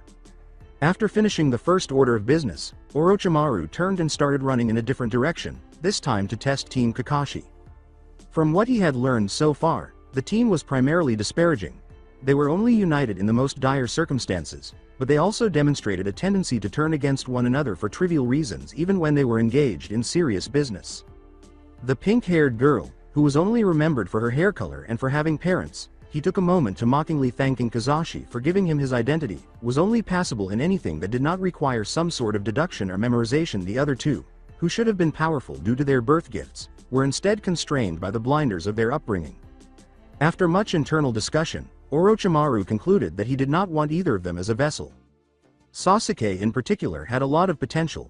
As Kakashi Hatake and Danzo Shimura aptly demonstrated, the Sharingan was a weapon not to be undervalued, capable of performing wide-bore illusions and ensnaring entire armies with their hypnotic powers.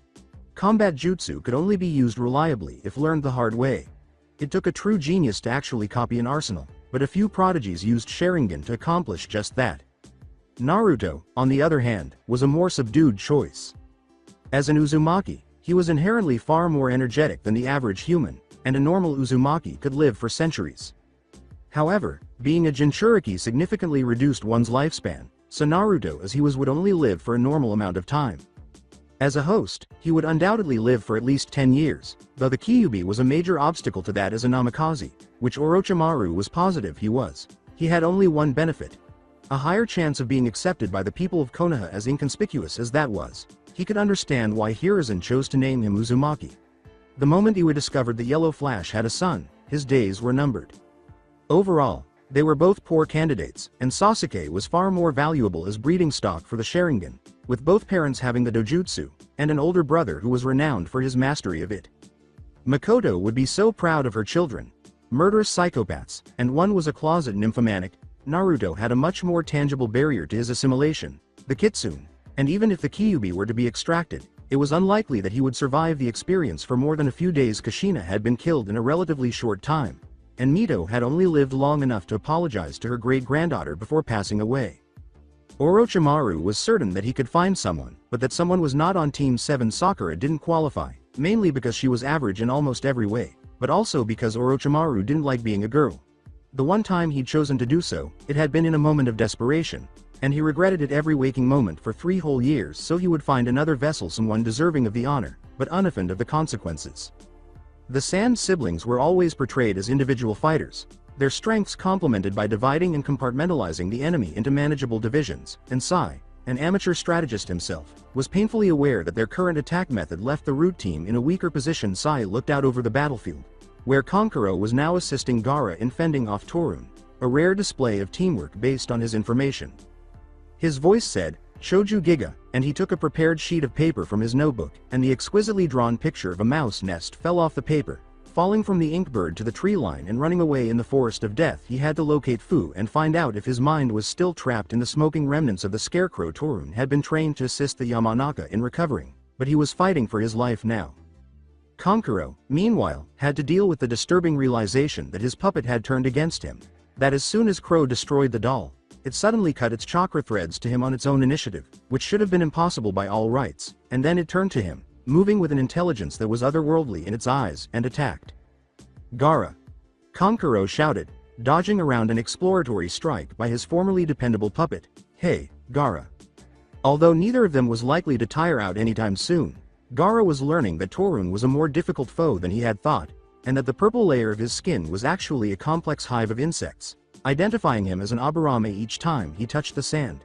A tiny trace of the insects was left on the particles, too small for him to crush but large enough to kill him if he made a mistake. "What?" Without making any other movements, the redhead ground out and turned his head slightly. Kankuro swore and jumped over another of Crow's blows, saying, Can you hold my puppet still?" The puppet was seized by a tendril of sand that slithered over it, seeping into its numerous joints and jamming the mechanisms that kept it moving, and Crow froze, its beady black eyes blazing with rage. The Shinten Kugutsu Juin technique, a variation of the Yamanaka's Shintenshin technique, had a serious flaw. The conscience of the user was trapped in a seal. Fu could free it and return to his own body, but this would leave a portion of his chakra in the seal on Crow, which would not only rob him of much of his strength but also re-arm Kankuro with his puppet. Fu made a snap decision, dropped the puppet, gave up trying to trap the puppeteer in his method, and went back to his body, brushing the ink mice away, presumably to let Sai know he was still alive, and looked around the forest to see which way the battle had gone. Tamari, meanwhile, had had enough. She snarled something inexplicable and shattered her fan open to the third and last stage, calling forth Kamatari.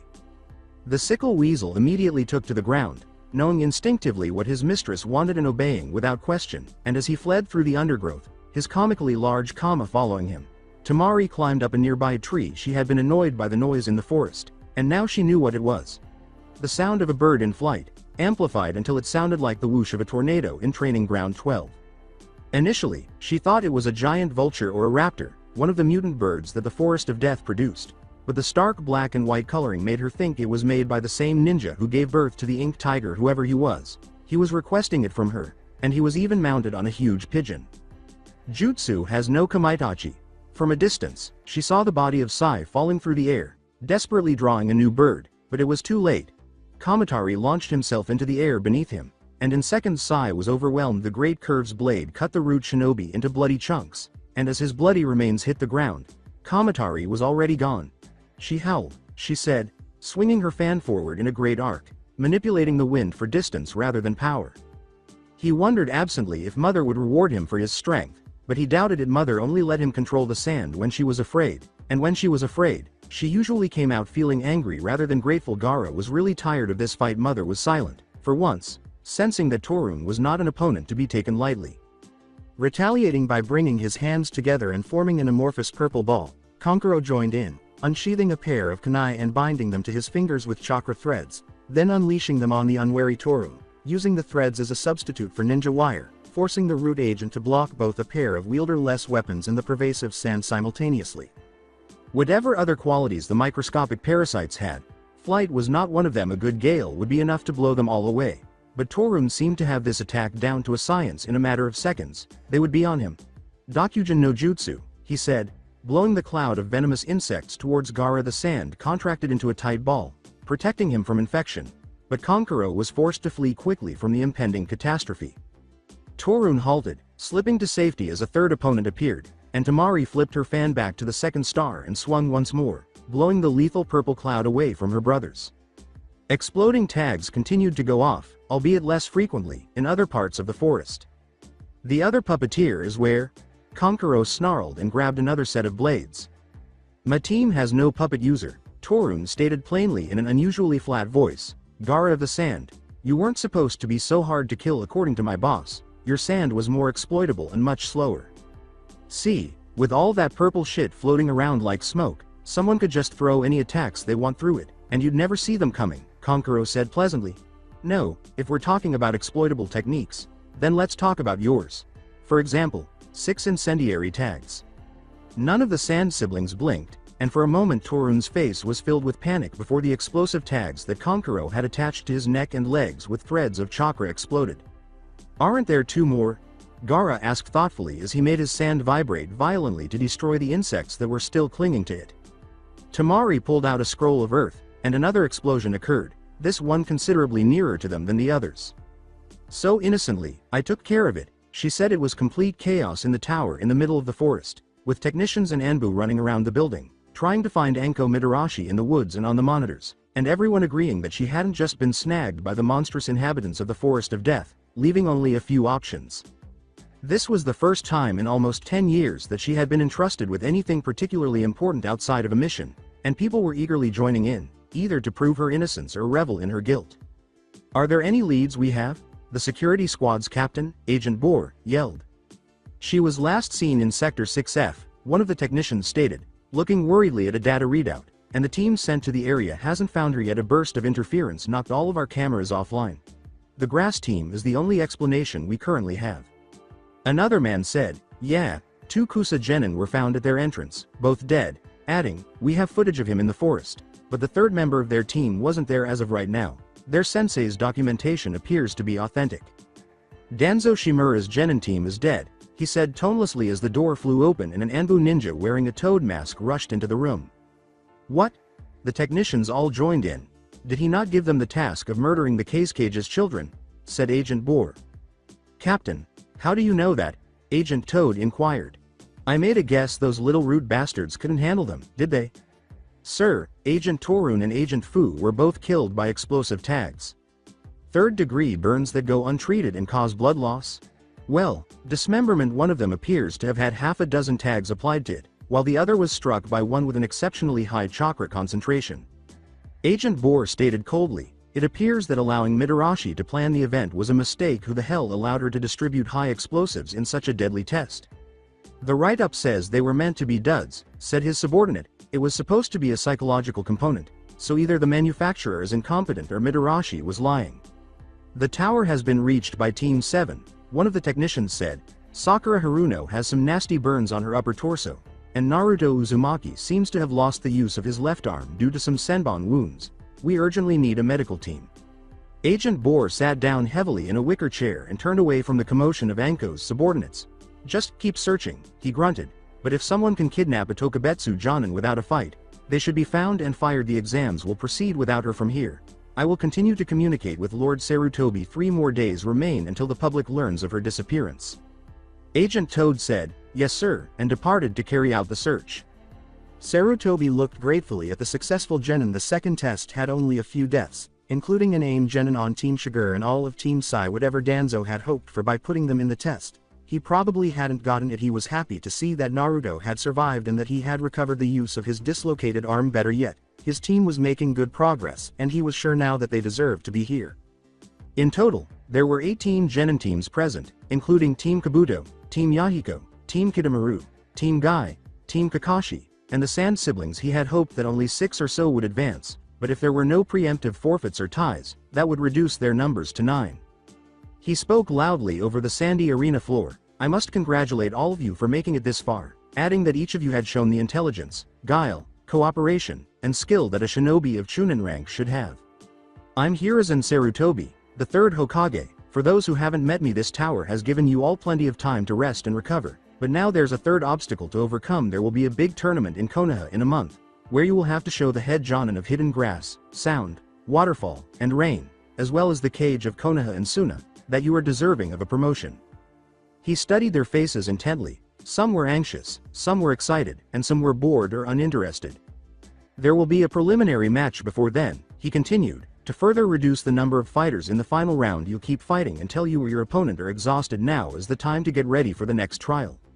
Another shinobi rose and moved from the wall, his usual camouflage being to blend in with the crowd, but a shadow on a sandstone wall was equally effective, and he moved forward, looking a little glum. I'm the proctor for the third exam, Hayate Gecko, he said softly, and I apologize for being a little ill at the moment. Anyone who doesn't think they can fully participate in this next event can withdraw before we start. Does anyone want to seize this chance? If it wouldn't be too much trouble, Kabuto said. I don't think I can perform well enough to win my match, and I'm still a little sore from the forest. If you could remove my name, that would be very appreciated. After giving the hale-looking shinobi a quick glance, Hayate shrugged and thought to himself, Kabuto Yakushi is jumping ship again.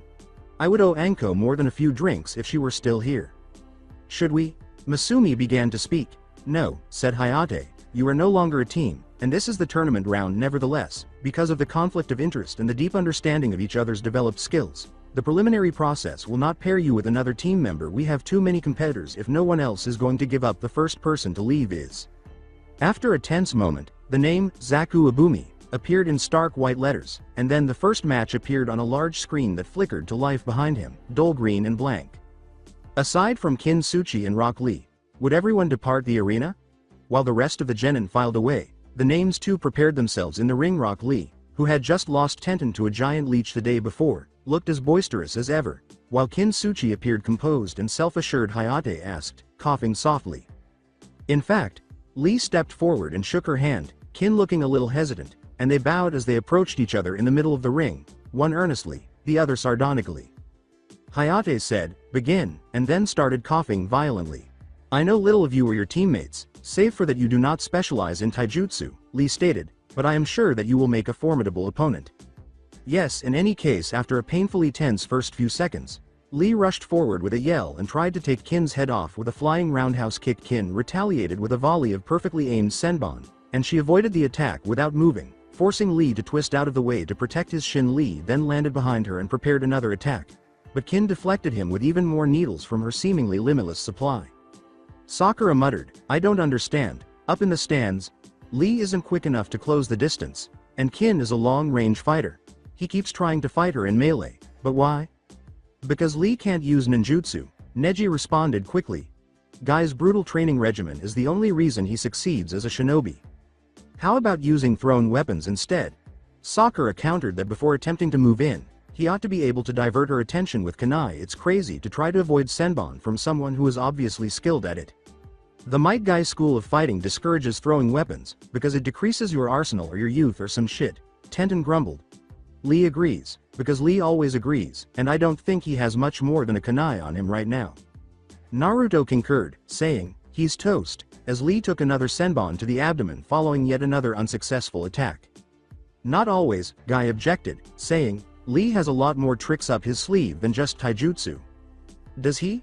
It seems to me that our students are boss mobs, rather than player characters, Kidamaru remarked slyly. I don't follow, Naruto grumbled, what is a mob? They have a limited skill set, the spider summoner stated, disregarding Naruto's inquiry. Kin and Lee are defeated when the hero appears because their opponent doesn't require better senbon skills or taijutsu. They simply require a well-thought-out plan and some respectable skill in another field, say genjutsu. However, if Lee and Kin don't diversify, they will fail no matter how many strategies they have in store. Lee. Remove the weight from your legs, Guy yelled, clearly fed up with his training techniques being disparaged. But sensei, you said, you can do it only this one time, I'll let it. Get ready to see my full potential. He tore his leg weights off, threw them over the edge, and then fell after them, tipping drunkenly from his aerial perch just before the weights hit the ground. Guy leapt from the stands and intercepted his student, clinging to the wall as the falling bands kicked up twin fountains of dust. Lee said this to Kin as he leapt back about 50 feet onto the outstretched fingertips of a sunken colossus. When Kin smugly adjusted her auto uniform, the entire crowd gaped at her. Poison, she explained. Removing those leg weights has significantly improved his circulation because it was acting much too slowly. Even after I scratched him when he shook my hand, it was only a matter of time until his strength failed because he already had so much poison in his blood. Coughing once more, Hayate declared, winner, Kintsuchi. When the proctor called the match to a start, Sakura Haruno and Oboro, one of Yahiko's genin, immediately leapt away from each other, and Sakura watched her opponent carefully as he formed the dog and tiger seals. The AIM ninja, like his two teammates, was mostly sealed inside a hazmat suit, and his expression was hidden behind a rebreather, while Sakura appeared open and vulnerable, with parts of her body still red and blistered from the heat of Shigur's explosive tag trap.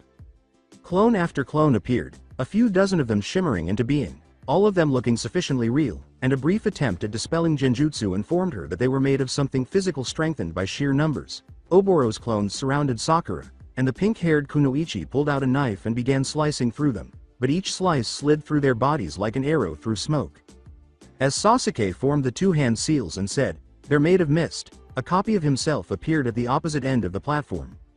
"That they are, which means they can't be dispelled," Yahiko boasted. Oboro worked quite hard to master the haze clone technique, because it gives him a tactical advantage over any non-wind user. Tenten noted, Sakura appears to be doing just fine. Oboro cannot simply attack her in that manner. She will eventually find the right one. She will have discovered the real one even if he blocks.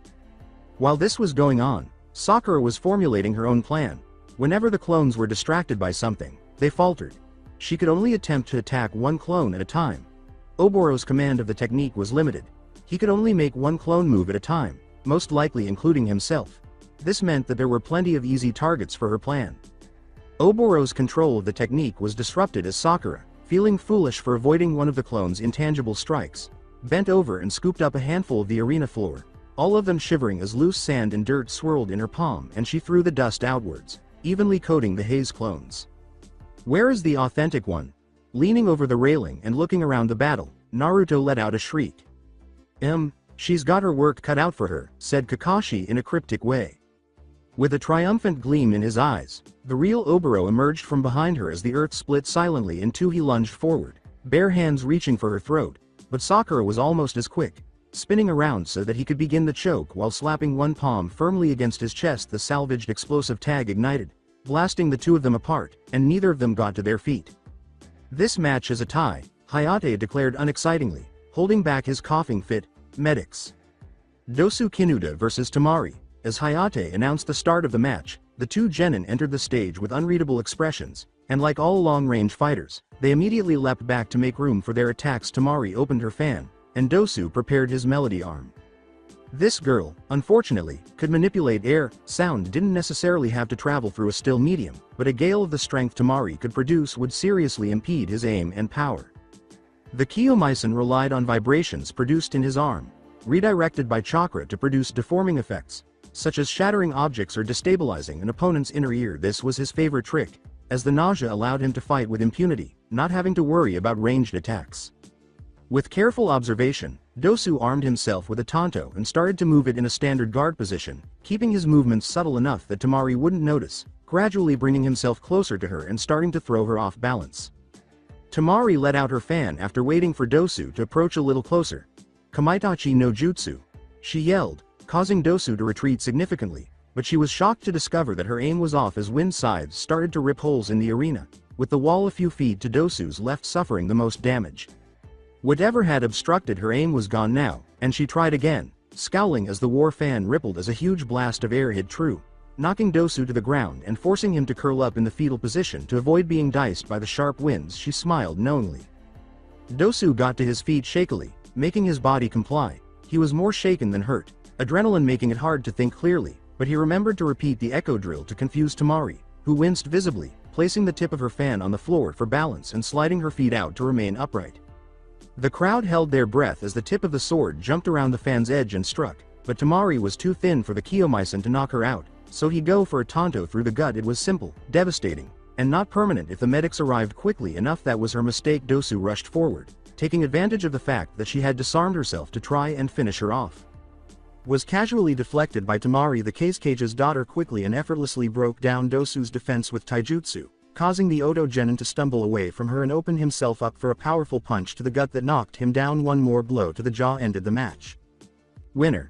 Tamari, Hayate announced. Based on the way he used that thing on his arm, I figured out that he was using sound waves as a weapon to make me too dizzy to fight, she said, turning to the audience. Since he was tampering with my inner ear, I simply created a vacuum around my ear using the futon technique. Then, in order to draw him, I pretended to be affected. I had assumed that he would have poor taijutsu, but the element of surprise was equally effective with poor kenjutsu.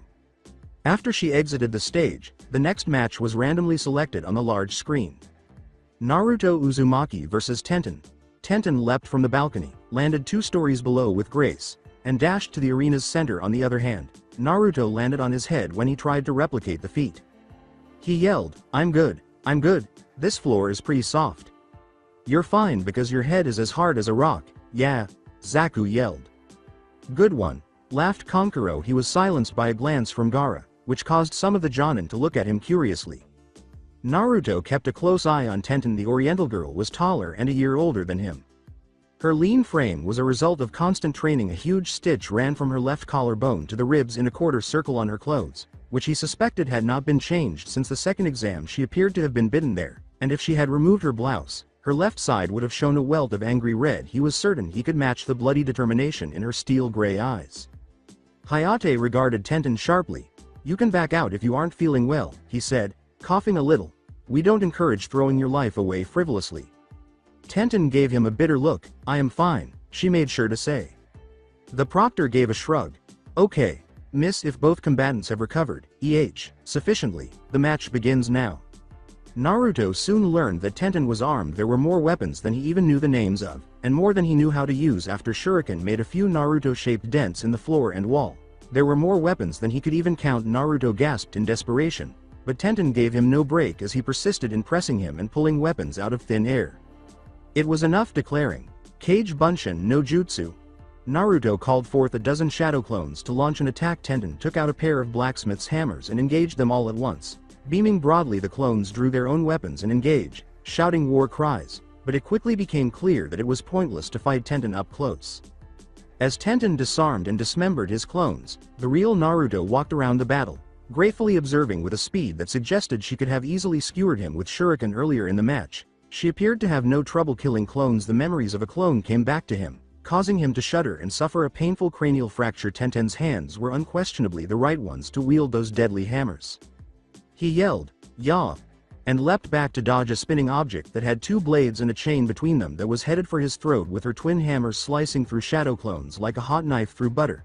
Tenten was now laughing uncontrollably. Making another legion of clones in a hurry only seemed to give Naruto more energy. She mockingly said, "You've made a mistake, Naruto," performing a difficult backflip that caused 2 clones to impale one another. They expelled themselves with screams of pain, giving Naruto the sensation of a kunai in his stomach again. Naruto knew she was correct, even as it happened, unable to stop Tenten's crushing attack without losing limbs and breaking bones. His clones were now dying more quickly and in more gory ways by purposefully confusing the clones and using them to block each other out. She was twirling faster now until Tenten got around to killing them.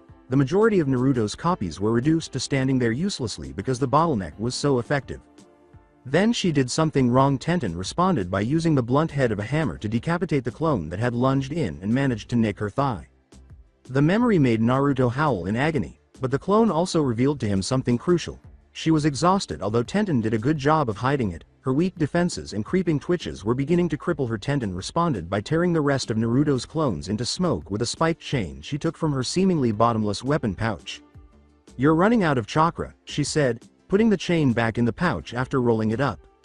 "I can outlast you, believe it," he shot back. "All I have to do is pull out 1,000 shadow clones and you've had it." "Please," snorted Tenten. 1,000 copies of nothing is still nothing. I haven't even used my most powerful attack yet. If you try to make that many shadow clones, I can kill them all without even breaking a sweat." Naruto asked generously, "Care to find out?" With kunai in hand and a look of murderous rage on their faces, 1,000 shadow clones materialized in smoke plumes surrounding the arena once more. Their attack was limited by space, but Naruto had prepared them for this. They arrived in well-organized spirals, valiantly risking their lives to force Tenten to swerve and dodge, opening doors while they perished on her blades. As promised, Tenten launched her strongest assault as Tenten leapt into the air. 2 scrolls containing ninja wire and one-handed weapons unfurled in a dramatic double helix as she yelled, "Soshoryu!"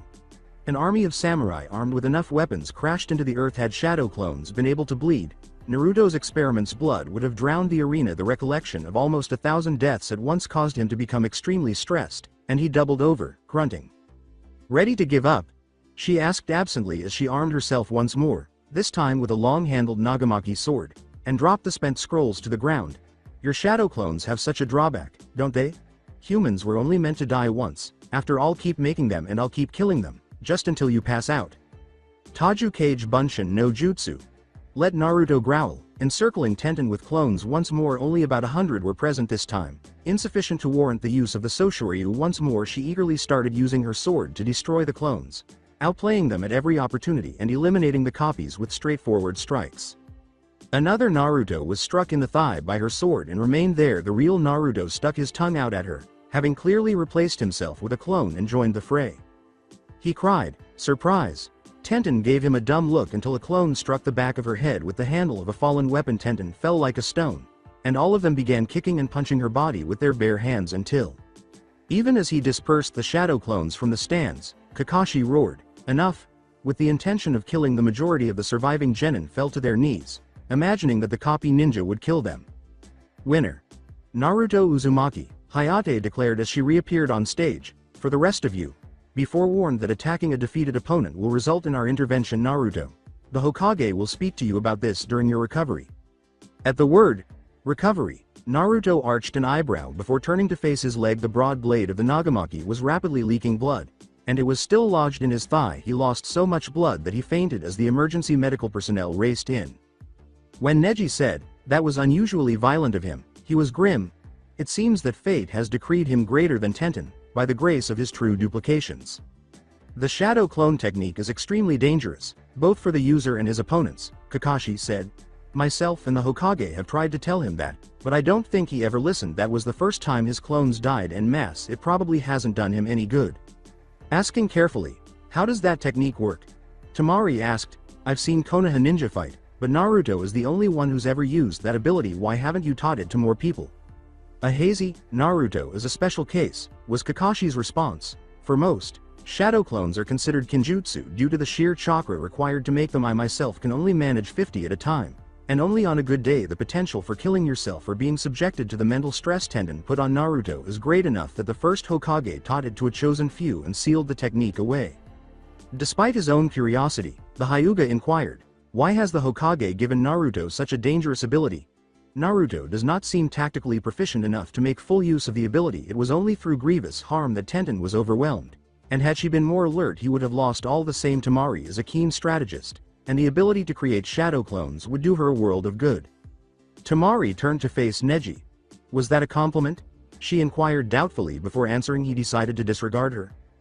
The screen continued to blink, revealing that Kagari would face Sasuke Uchiha in the upcoming match. Another student of Yahiko's, Kagari, wore clothing similar to Oboro's. The band of cloth covering his eyes was the only thing that was different. He walked slowly and casually into the arena, and his ability to find his way down the stairs and his familiarity with the field's center suggested that his vision was unhindered. They both bowed as Sasuke entered from the opposite side. After glancing from one expressionless face to another, Hayate shrugged. "I'd appreciate it if neither of you tried to kill the other," he said. "Begin." Kagari exclaimed, "Oboro Bunshin no Jutsu." As copies of the aimed genin covered in hazmat solidified from the water vapor, Sasuke responded by taking a position of his own. "I've been paying attention, and with my Sharingan, that makes all the difference. Oboro Bunshin no Jutsu." Soon there were 2 groups of intangible clones circling one another. The Kagari group would occasionally launch a well-coordinated attack on the Sasuke group, but the Sasuke group would just ignore their attacks with no concern. "What's going on?" Zaku inquired, looking intently at the conflict. Kaguri's orange-haired sensei stated, "The mist clones are unable to harm one another, as they are only mist. However, it is probable that the real ninja is hiding amongst the clones, waiting in ambush for the other to make a mistake." Kagari has mastered the Dochu Igyo no Jutsu, which allows for greater range of movement. Underground fish technique. All the clones, meanwhile, had ceased moving. It was a spooky scene, as if the conflict had ended with no wintertime paused. Then Sasuke's mist clones quickly followed, and all of Kaguri's dissolved into water again.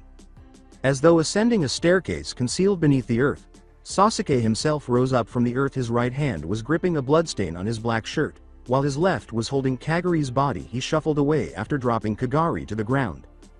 Hayate declared, "Winner." Sasuke Uchiha, looking perplexed. Kakashi was the center of attention, explaining, "Doden Mogaragakure no Jutsu," he said. Hiding underground is a mediocre strategy, but Oboro used it in his fight against Sakura. Sasuke watched it and figured that his teammates would do the same thing, and when Kagari created the mist clones he knew he was right. Kagari probably suspected that Sasuke had learned the Oboro Bunshin no Jutsu with his Sharingan, but the hand seals for the projection fish technique are performed under a disguise. He didn't know Sasuke already had such an ability, and was unprepared for being attacked underground. Yahiko countered, "He got at least one good shot in." Kidomaru said, "He's also dead, or would be if this was real combat," which essentially ended the discussion. Gaara vs Masumi Tsurugi. The game was over in a terrifyingly short time. Masumi was a tall man with a veil over half of his face and dark glasses. Gaara, on the other hand, appeared pitifully helpless in front of him, half his height and half his age. Begin. Surging forward, Kurora's sand caught Masumi by the ankle and swirled up his leg. Masumi was able to retreat thanks to his snake-like body modification, but the sand relentlessly sank into his ankle as a result. Masumi stood a distance away, his leg hilariously stretched out until the sand covered it. The whole room gaped in amazement at them. Masumi chuckled uneasily with trepidation. He said, Forfeit?" Whispering, "Mother wants your blood," Gaara said. Burrowing into his softened flesh was the sand that had so far held him in place without harm. Gaara wasn't finished, though, as Masumi screamed as his leg was ripped apart. Rushing upward, the sand engulfed his whole body, clogging his mouth and filling his lungs, drowning out the cries for mercy. With a positively demonic growl, he said, "Sabaku Soso," and Tamari and Kankuro both shuddered. Masumi's life was crushed as the sand clamped down on his encased form. After suckling up Kabuto's teammate's blood, Shukaku vanished. Speaking to no one in particular, Hayate questioned, "Is he dead?" "Yeah, he's dead," exclaimed Kankuro from the bleachers. Proctor cleared his throat. "In that case, winner, Gaara. The next match will be between Neji Hyuga and Yoroi Akato." Neji gave Yoroi a look akin to a man's gaze on a bug. Neji was just a year older than Team Kakashi, and Yoroi was in his late 20s. Just like Masumi, however, the two of them were separated by a huge skill gap. Yoroi retreated uneasily as Neji assumed the standard gentle fist position. "Weakly, I forfeit," he said. "According to Neji, fate has decreed that you will lose. If you wish to spare yourself the pain of having your tenketsu forced open, that is your right." Zaku whispered, "What the hell was wrong with him? There's no way that dork could beat him." When Kakashi heard Neji called a dork, he suppressed a laugh. Kidomaru accepted the inquiry. "They're both Konoha ninja," he acknowledged. "Yoroi knows that Neji has the Byakugan, a dojutsu that gives the user unparalleled sight and access to a fighting style called the Gentle Fist. Even among Hyuga, Neji is revered as a prodigy, levels above what Yoroi will ever achieve." The fight was over as soon as it was called. Mubi asked, "Doesn't seem quite fair, does it? That some people are born powerful, and others are born with nothing.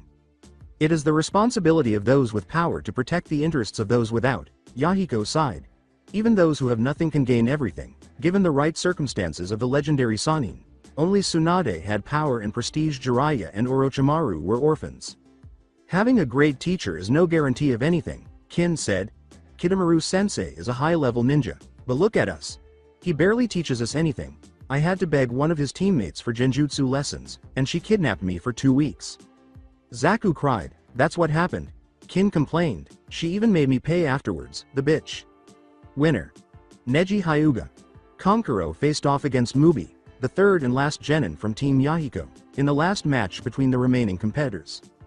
Mubi made an intriguing fashion statement by covering one eye while leaving the other open, presumably in an attempt to create a stimulating medium between his teammates, but actually just impairing his ability to perceive depth. Kankuro had spent days fixing Crow, cleaning the puppet of Torun's nano-insects and the curse seal before declaring it fit for use once more. He calibrated the port to fire some more commonplace projectiles because the explosive tag launcher was no longer appealing. "Begin!" exclaimed Hayate, backing away to let the battle begin. Mubi let the earth engulf him without even attempting to hide himself with mist clones. With a snort, Kankuro turned around and headed for the wall. He whispered, "Man, don't you AIM losers know how to fight?" A few yards away, Mubi leapt out of the ground and charged Kankuro from behind. In response, the Suna Genin extended a chakra thread, immediately severing the mist clone and making it ineffective. Ignoring Mubi's mounting nervousness, Kankuro arrived at the wall and began using chakra to climb it. He removed the wrapped bundle from his back and tossed it to the ground a few feet up. Now, more Mubi clones were appearing, coming at random to the wall each time. Kankuro struck with pinpoint accuracy, using the puppeteer's signature weapon, a whip, to set the clones apart from the real one. Mubi, who was clearly running low on chakra, immediately came up with a new strategy. Whatever it was, Kankuro made sure he was quickly brought down. Crow came to life as soon as the AIM ninja stepped out of the ground. Mubi crashed to the ground as the puppet's arms and legs twisted around him. Crow's mouth released a tiny, metal, and toxic object that pierced Mubi's skin, ending the fight. Hayate exclaimed, "Winner! Kankuro!" before breaking out in a coughing fit. After the affair, Hayate was compelled to lie down and rest, so Might Guy offered to take his place. The outcomes were impactful, if not shocking. The Green Beast exclaimed, "8 of our most youthful students have reached the most youthful fight in Konoha. In 1 month's time, you will assemble and test the fires of your youth against one another. Only through demonstrating the results of your training will the judges select you to become Chunin." Kin whispered to Neji, "How is he using genjutsu without hand seals?" And Neji shrugged. Strange things constantly appeared behind Guy, but the backdrop of a volcano ejecting magma into the atmosphere was new. Even Lee, who could hardly use Kawarimi without passing out from exhaustion, was beginning to do it. Kakashi picked up a small leather bag and removed his fingers from his ears. "Please draw a number to determine your opponent in the first round." In Naruto's absence, Kakashi pulled a 2 slip of paper from the bag. Neji drew a 8, while Sasuke drew a 6, Tamari, Kankuro, and Gaara drew 7, 4, and 1, while Kin and Zaku drew 3 and 5, respectively. For 1 month you must fan the fires of your youth. Only then will you be prepared for this most youthful competition. Orochimaru had diplomatic quarters in Konoha in his official role as Otogakure's leader. Since his village was so new, Konoha had no spies in his network and very little information. He was aware that his hotel room was bugged and that everyone was watching him. He had told the Hokage, in the privacy of a private letter, that he was unable to attend, but that a representative of his would serve on the panel of judges in his place. Kimimaro was now sleeping in his bed for that reason. He had gagged and bound the regular residents of a quiet suburban home in his basement, which served as his actual base of operations. They now pretended to be Kazashi Haruno and Mebuki. After Orochimaru made a mud clone, he produced a third mud clone, one of whom fed the Haruno family and prepared the basement for future use, and another of whom oversaw his Anbu contacts. A man and woman dressed as Yoshino and Shikaku Nara entered through the front door. Tayuya sultrily exclaimed, "The moon was full tonight, honey," before releasing Saken's hand and waltzing in. Saken dropped his own henge to reveal the Sound 4's androgynous leader. After giving Orochimaru a deep bow, he went upstairs. Distractedly, Orochimaru uttered, "I enjoyed the dawn. Tayuya, go out and fetch me a whore." Tayuya turned beet red and stopped suddenly. My lord, if there's anything you desire, I can." Orochimaru interrupted, "I want to offer a human soul as a sacrifice to the death god, unless you are offering yourself. I prefer to painfully kill those who do not contribute to society. Also, I believe Hiruzen outlawed prostitution some years ago, so we will be doing a civil service." Tayuya's face became ruthless. She said, "Got it, Lord Orochimaru." In a nasty way, his pink-haired servant, with a lustful gleam in his eye and a paunch, pretended to be a middle-aged man and snapped her fingers with a nasty laugh. She walked away. Upon calling upstairs, Orochimaru asked, "Why is Jirobo not here yet?" Yukon said, "We had to leave him at the Northern Laboratory." As he momentarily emerged from his brother's corpse, Jugo had a fit, and we decided to have them intercept Kabuto on his mission after he calmed down. That was one option the Snake Sanin thought about. "Very well," declared he. "I applaud you for thinking for yourself. Some shinobi can't do that, it seems." Saken laughed. Might Guy called an emergency meeting of Team Guy 2 days following the third round's disaster. They convened in their typical training area, which was adorned with training dummies and weapon racks. Guy's unusually solemn appearance did not reassure any of his pupils. He asked gravely. Lee, can you tell me what you did wrong? Lee thought about the query. I lost, he replied thoughtfully. Guy asked, why did you lose? When did Suchi first inject you with the poison? When I shook her hand, Lee remarked, recognizing Guy's direction. I should not have.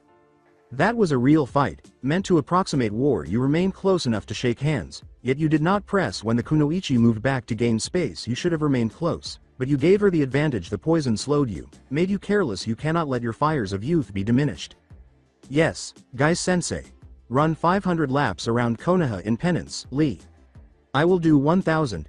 Tenten flinched at the words, 1,000. She was once more in awe of the monsters she had for teammates when Lee ran off so quickly that he left an afterimage. He was probably no longer even intimidated by 1,000 laps. She gulped when Guy turned to face her. He repeated, what did you do wrong?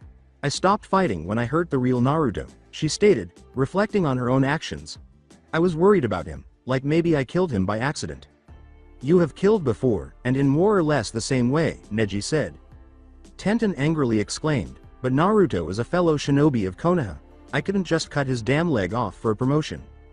Guy had to make a decision. The match would have ended the moment she stabbed him if Naruto hadn't been a Jinchuriki, but his original point had been to never hesitate naturally. Any lesson he attempted to impart would be undermined since he was unable to inform her that he was the Kyuubi's vessel. Ultimately, he chose a compromise. Naruto is a special case, Guy informed the group. Uzumaki have unusually long lifespans and recover quickly, so I wouldn't be surprised if he has been discharged already. Tenten and Neji both had shocked expressions. Also, you have most likely won a psychological victory. Every death you visited on a shadow clone was returned to his memories, so it is possible he may not return to being a ninja anyways. Recovering from that kind of trauma might be impossible, even for him. 500 laps, Tenten. Guy returned to his only successful pupil as Tenten fled, complaining about crazy ninja training schedules by closing the tenketsu around the seal or forcing as many open as possible. Neji, Gaara's opponent, could easily defeat the Ichibi's Jinchuriki with the gentle fist and use all of Gaara's chakra. Unfortunately, Shukaku's sand put Neji at a significant disadvantage because he was a short-range fighter.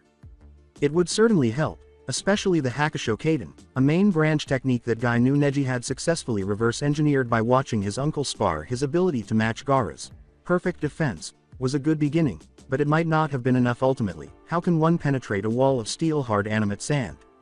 Put these on, the taijutsu master instructed his pupil, extending a pair of Lee's leg weights. Neji put them on despite raising an eyebrow. Consider this training for the eventuality of encountering someone immune to the gentle fist, Guy advised. A samurai, for example, wears armor, and you cannot access their tenketsu. Furthermore, individuals with a certain amount of chakra can simply expel large amounts to reopen closed chakra nodes. You will need an alternate weapon, and this is that weapon. What might that be? Neji inquired, feeling a little uneasy. Prepare to be invigorated by the fires of youth, strong fist-style dynamic entry. A few days later, Sakura was sitting in a chair by the bed when Naruto woke up in the hospital. He blinked, bringing the room into sight. Even though his leg was burning fiercely, he chose to ignore it. She exclaimed, "Good, you're awake. I'll go get the nurses." He choked, stop, and gestured for her to remain there. What happened? Sakura remarked, "Well, you won the fight. If you impress the judges enough in the final rounds, they'll promote you to Chunin. Your first opponent is Temari." Who? The blonde girl with the giant fan. Oh, Sakura got up and grinned. You have a month, so train hard. Naruto gave a joyful nod, but his face grew puzzled. How are you here? Didn't you get hit with an explosive tag? I'm not here, she clarified. This is just a clone. The real me is being treated for some severe burns on my arm and chest. Naruto was left to think alone as the Bunshin strolled off. He had a month to prepare for Temari. A formidable Suna Kunoichi. The vacuum trick indicated that her shape transformation was very versatile, and he had seen from her match with Dosu Kinuda that she had a large variety of windjutsu to use. Destroying the fan was the most obvious tactic, but she most likely dealt with that frequently without it. Naruto had a depressing sense that she was far from helpless. He enumerated everything he knew about her. She was smart, older than he was. She was physically stronger than him and possessed superior taijutsu. Given how fast she deconstructed and countered Dosu's weapon in her mind, she was an astute strategist, flexible. A ninja. What chance did he have to compete with her? He might as well challenge the Hokage for all the good it would do, since she was so far beyond his level. His groan was, "What can I do?" To which a voice replied, "Get the hell out of bed and come with me. I'll see you become Chunin if it's the last thing I do." Kakashi Sensei. Perched precariously on the sill, the masked copy ninja was seated in the window frame as he waited for Naruto to comply. His one eye appeared unusually solemn.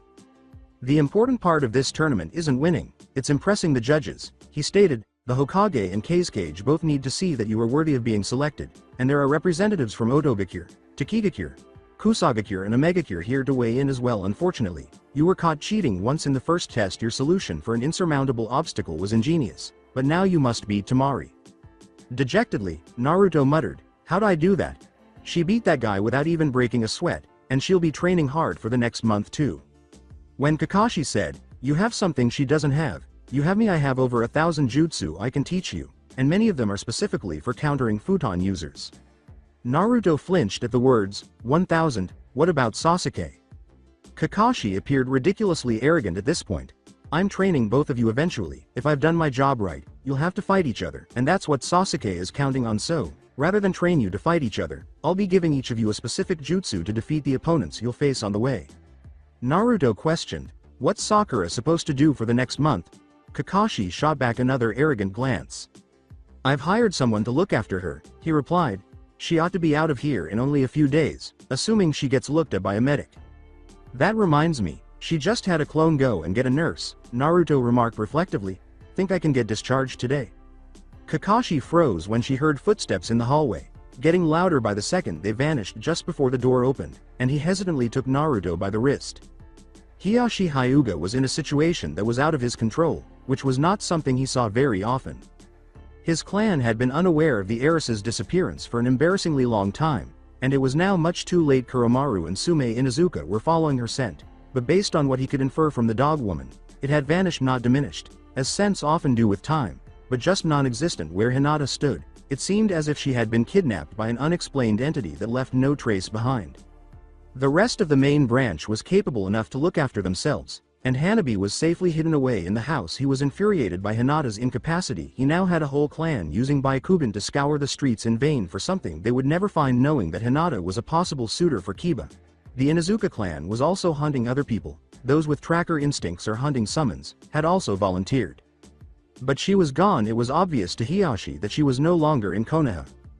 Hinata was one of only 2 female Hyuga that he was unable to kill with a sign and a word, indicating that her kidnapping was premeditated. How could foreign power agents obtain Pat Anbu? He was also aware that the police force could not be replaced by Anbu, even though Fugaku was a good-hearted jerk. This would never have occurred if he had been alive. Hiyashi fervently hoped he could have stepped in, but it was pointless to wonder what might have happened. Hinata was now destined to be a breeding stock. If the other village wasn't one of the 5, her babies would give the Byakugan to them, and whoever found it first would crush them and take it for themselves. His family was shattered, his pride destroyed, and his power divided. The path he was about to take was the only way he could think of to solve the problem. Agent Bohr was talking to an unidentified person when he knocked on the door of the Anbu commander's office. Hiyashi had left his Byakugan off out of courtesy. "We've also received reports of a missing civilian, and Enko Mitarashi is still off our radar," stated Agent Bohr. "We recommend additional support from Root in locating and potentially neutralizing the threat." "Granted," Danzo Shimura's voice said. "I need to talk to Lord Hyuga. If you don't mind, Agent Hyo and Agent Terai will go with you and provide you with assistance from the barracks." Agent Bohr left, the white-clad operative bristling under his cloak, and Hiyashi entered the office. Although Danzo was officially an advisor to the Hokage position, he was still known as the head of Root within the Corps.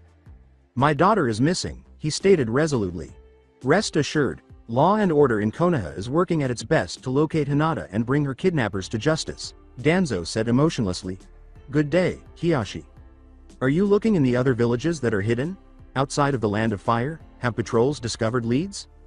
"You are hopefully aware that we only have jurisdiction within Fire Country," Danzo countered. "Unless you wish to destabilize international diplomacy, we cannot do that." "You do that on a regular basis," Hiyashi replied. "Help me find Hinata. This village is in much greater danger from Mitarashi's kidnapping or defection. Make it worthwhile for me," Danzo stated plainly. Hiyashi was well aware of what Danzo was referring to because he had recruited members of the major clans into Root several years prior, indoctrinating Toru Nabarame, Fuyamanaka, Hyo Inuzuka, and Tera Namikaze at a young age. With the Hokage's approval, Hiyashi had rightfully refused to allow Hinata to be taken and used as a weapon of Konoha's paramilitary group, and it appeared that Danzo was upset about that. Having to choose between 2 repulsive options, Hiyashi said the only thing he could think of. I have to think about it. The world weighed heavily on his shoulders as he left the office, and Danzo's victorious smile was lost on the eyes of his clan. Sakura's entire arm felt raw and useless, like an alien attachment poking out of her shoulder, and she spent a long, dull week recovering from detonating an explosive tag at point-blank range. Momoe Yuhi, the head doctor, told her that the damage would heal enough for her to regain full movement, but there would always be scarring, with the scar tissue hidden under layers of casts and bandages, and Sakura hadn't actually seen the results of her flight of foolishness. Her clones informed her that Kakashi had left the hospital with her blonde teammate, claiming that he was reluctant to stay and recover because of a long-standing feud with Yuhi. She wondered what Naruto and Sasuke were doing. Naruto, who now had a ropey scar on his thigh, had apparently healed almost completely in such a short time that Sakura had to wonder what his secret was. Momoe had been surprisingly unhelpful every time she inquired about whether Naruto's parents were listed at the hospital or if the Uzumaki clan had a bloodline limit. Each time Sakura brought up the subject, the red-eyed woman would either change the subject or, if she hadn't heard the question, act as though she hadn't heard it. This behavior was consistent with every other hospital employee, which made Sakura suspect that something was wrong, and she decided to talk to Iruka or check the records department for Naruto's birth certificate. Kakashi showed up at the end of her bed as she was wondering where she could find other Uzumaki. "Get up, we're leaving," he said. "Where is your book on Icha Icha?" She stood up, stretched, and asked absently. He pulled a small volume from his jacket and said, "Here," the title being Icha Icha Tactics, which she did not recognize. "Sensei, when was the new porn book released?" Sakura pondered. He turned the page and said, "Last week, but why? Do you watch this amazing series?" As a casual remark, Sakura said, "You're acting weird," but Kakashi seemed to take offense. "Sayuri, are you coming or what?" His words were impatient, and Sakura froze. Whispering, "My name isn't Sayuri," she said. "Well done. Although the person who gave me false information had the name Kakashi, mine isn't. Let's introduce ourselves, shall we? I'm an S-class pervert and well-known author by the name of Jiraiya. The man who resembled Kakashi gave her the thumbs up but did not take off the hinge. I moonlight as a shinobi, too. My name is Sakura Haruno," she said with a calm smile. "My goal is to outperform Pervert Sensei and my teammates. I've already left the front door halfway." Jiraiya gave a wise nod. "Bunshin?" She confirmed, "Bunshin," and vanished in a puff of smoke. Kabuto reached out and took a mask from the wall, a highly detailed piece of Uzushio craftsmanship that showed the Shinigami's snarling face. He absorbed the exquisite accuracy and abhorrent beauty of the worn wood in his hands before putting it on. Kabuto nearly flinched, but then he recalled Orochimaru's words as the Shinigami himself appeared through the mosque's eyeholes, floating eternally in the temple's corridors. It is a weapon of the Uzumaki and is bound to the wearer of the mask because it is a part of the mask. "The next part was the important part," said Lord Orochimaru. He smiled and reached for his face, and the Shinigami mirrored the action, its right hand clenching around the hilt of a knife in its mouth. Kabuto felt the spectral hilt in his own palm, even though there was nothing there. As if he were going to do seppuku, he held the knife tip just in front of his stomach and stabbed it. Fujin Shiki. Kai, as a medic, the normally fatal wound on his own body healed almost instantly, but the Reaper had no such luck. The fourth Hokage's soul exploded out of the gash, spiraling into the sky, followed by the malevolent black presence of Kurama's yin chakra. Then, the souls came thick and fast, back in time, until two injured and lonely souls escaped together, traveling to the pure world, he declared. All that was left to do was to remove the mask and allow the wounded Shinigami to vanish from his view. The Shinigami screamed in agony as its phylactery was destroyed, removing its anchor to the physical world, and without a mooring or anything to hold it together, it dissipated into nothing. He threw the mask to the ground, shattering it. The spirit worlds were quiet, but Konoha's streets were as crowded as usual. At the top of a low bluff, Kakashi, Sasuke, and Naruto sat in a loose circle.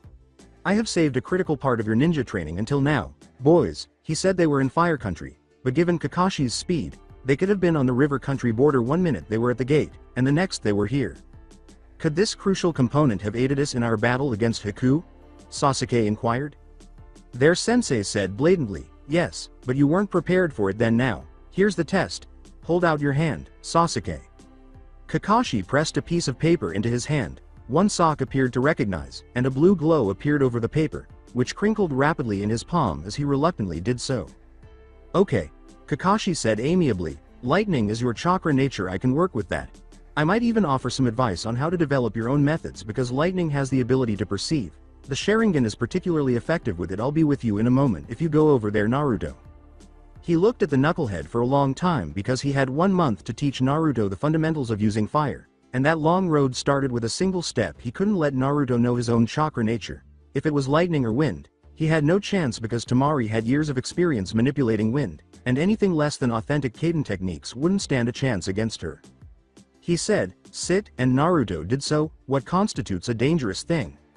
With a focused expression, Naruto said, "Is it? How much it can hurt you?" "No, it's the variety of ways you can make it go wrong." Close, and approving, Kakashi said, "Because of how uncontrollable it is. You comprehend every aspect of something when you have control over it. You have the power to manipulate it to your will and to deceive its inherent nature. It can be turned on and off. You run the risk of catastrophe when you are unable to do that, and when you manipulate forces that are out of your control, that is risk. And S-class ninjas are dangerous because of that. They are so uncontrollable that it's a wonder the hidden put up with them. They have tactics and strength that make them armies unto themselves. All of the 5 elements are absolutely controllable except for one. The element of fire, the hungry element, as the first Hokage called it, is dangerous. You can mold fire, you can direct it. But fire is without a doubt beyond our control. It surges and devours fuel and oxygen beyond the control of the shinobi who created it with enough heat. You can charbroil your opponent even if your attack misses. The element of wind, so powerful and so finely tuned for war, falls apart in the presence of fire. If you are going to beat Temari, you have to master this. Awe was beginning to slacken Naruto's jaw. He was going to learn fire jutsu from Kakashi Hatake.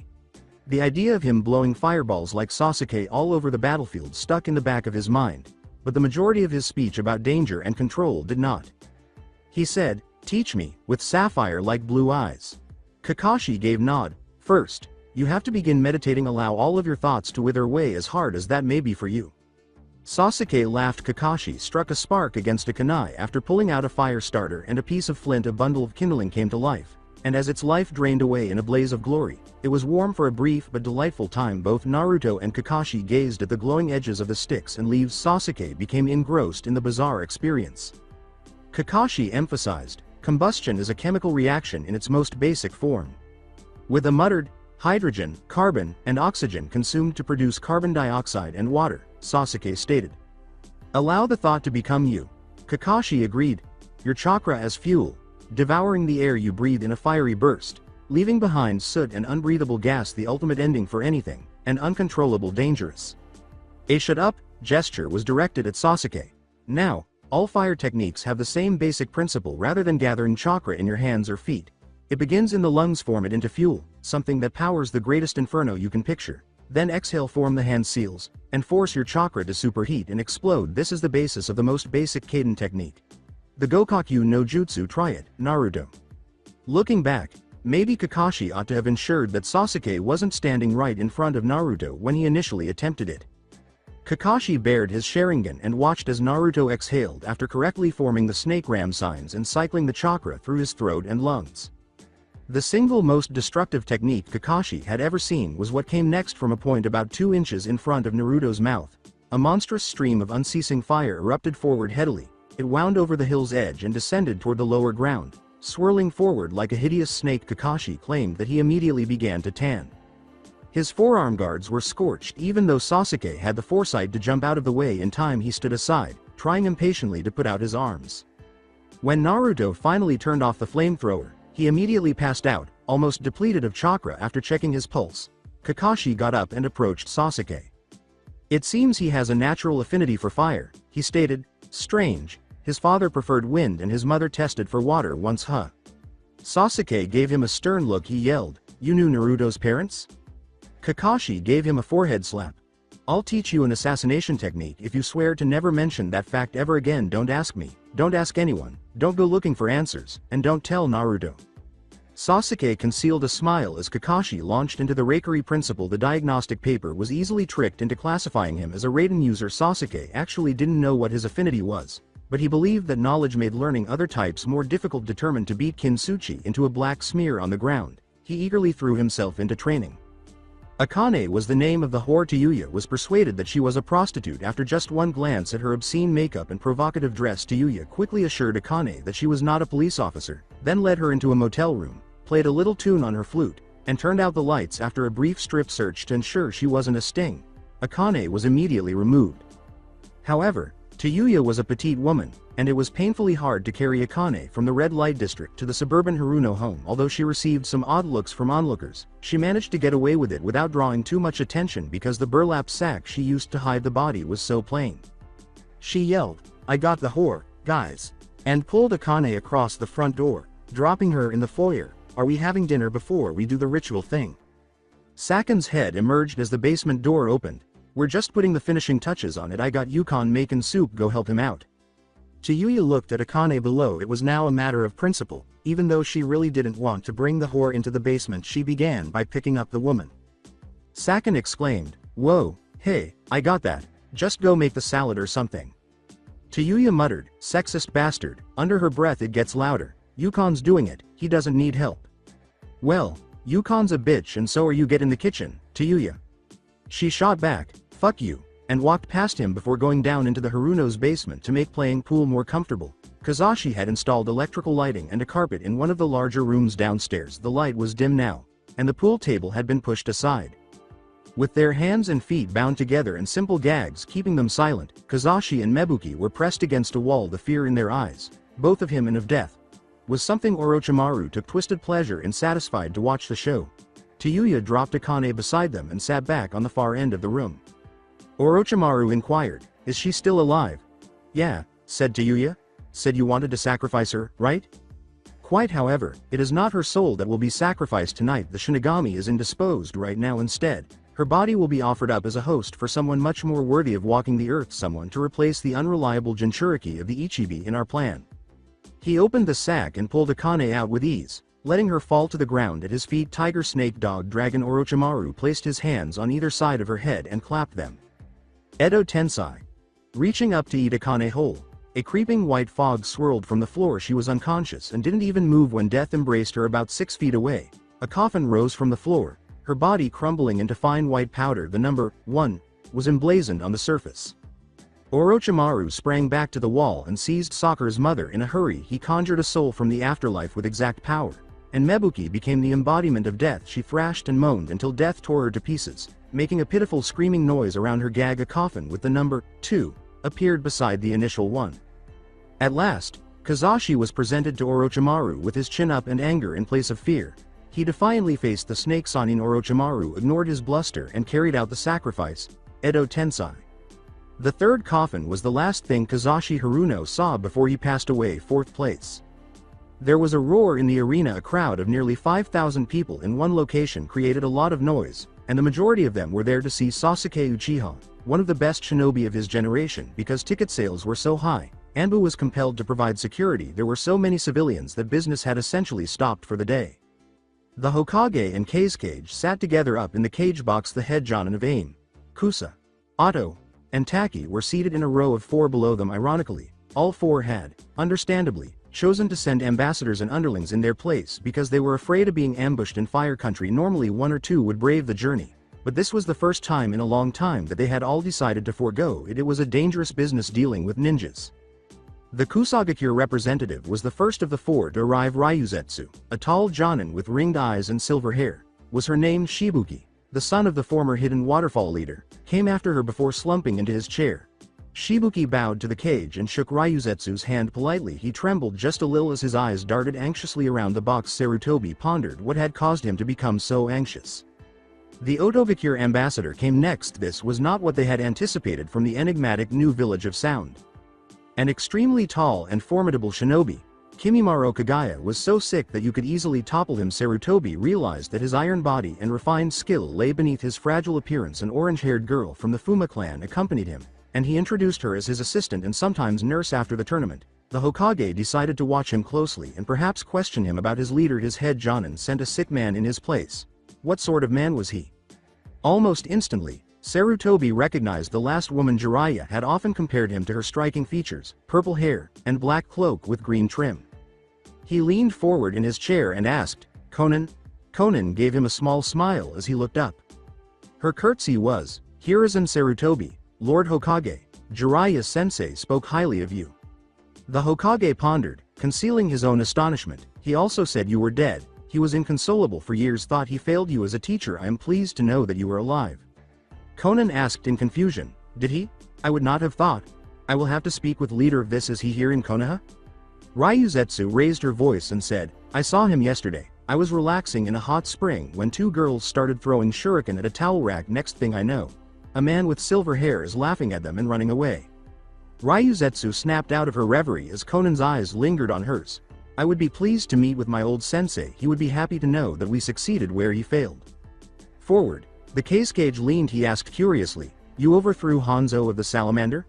That's something not even the legendary Sannin were able to do, and records say Hanzo didn't take them seriously. We had the advantage of surprise, Conan admitted carelessly. Even still, he was a great and terrible shinobi. We lost many of our warriors, including, she went on. Sasama Fuma inquired, does Jiraiya typically travel with a pink-haired girl? It looks like he's down there in the stands. Looking ahead, the seven ninja craned their necks. Jiraiya was indeed seated in the stadium's front row. The pink-haired Kunoichi, Sasama's object of interest, was on his left, and the Jonin sensei of Team Oboro, with whom he was chatting animatedly, was on his right. Her breath caught in Conan's throat, seeing the man she held in high regard as a father, the guardian of the AIM orphans, whom she believed had deceived them. Their conversation became increasingly heated, suggesting that Pain felt the same way. The boy on her left started talking to the pinkette, who appeared a little uneasy. Sarutobi gave a nod. I do not know why Haruno is with him, but that is Jiraiya, he replied. She is Sasuke's teammate, as well as Naruto's. Their Jonin sensei must be very powerful, for them both to be in the final round, Shibuki said. Ryuzetsu gave a nod of approval. The Cage asked, Kakashi Hatake, is he not? The one and only, laughed Sarutobi. Goodness, I wonder what he's taught them. Kimimaro declared, Sasuke will defeat Kin. With boredom there was enough authority in his tone to influence Ryuzetsu, Shibuki, and the Cage. Conan questioned astutely, what makes you so certain? His defense against genjutsu is greater than her ability, and he lacks an area of expertise with his Sharingan. And from what I have heard of him, Sasuke is a powerful shinobi. Kin is good, but today is not her day to triumph. Sarutobi got up. Although Gecko was responsible for introducing the matches, it was his responsibility as the host to greet the crowds and start the fights. The Hokage exclaimed, guests from other countries and citizens of the Land of Fire. Instead, welcome to the Chunin selection exam's final round. The tournament, today, these 8 young ninja will fight to prove their skill, honor, and determination. Our proctor, Hayate Gecko, will start the first round. Hayate appeared dubious in his preparation as he leapt from the stage. His hair was mussed, his clothes were rumpled, and he was blushing slightly. He informed the audience, first, we have Neji Hyuga of Konoha and Gaara of Suna. The young child who was hosting a demon, Gaara, glanced up at the audience. He sensed his own bloodlust growing as their baying fueled mother's rage. He would have the opportunity to quench his thirst with his opponent's blood if he won this tournament. The commands from his father were also alluring. He may also need to do that.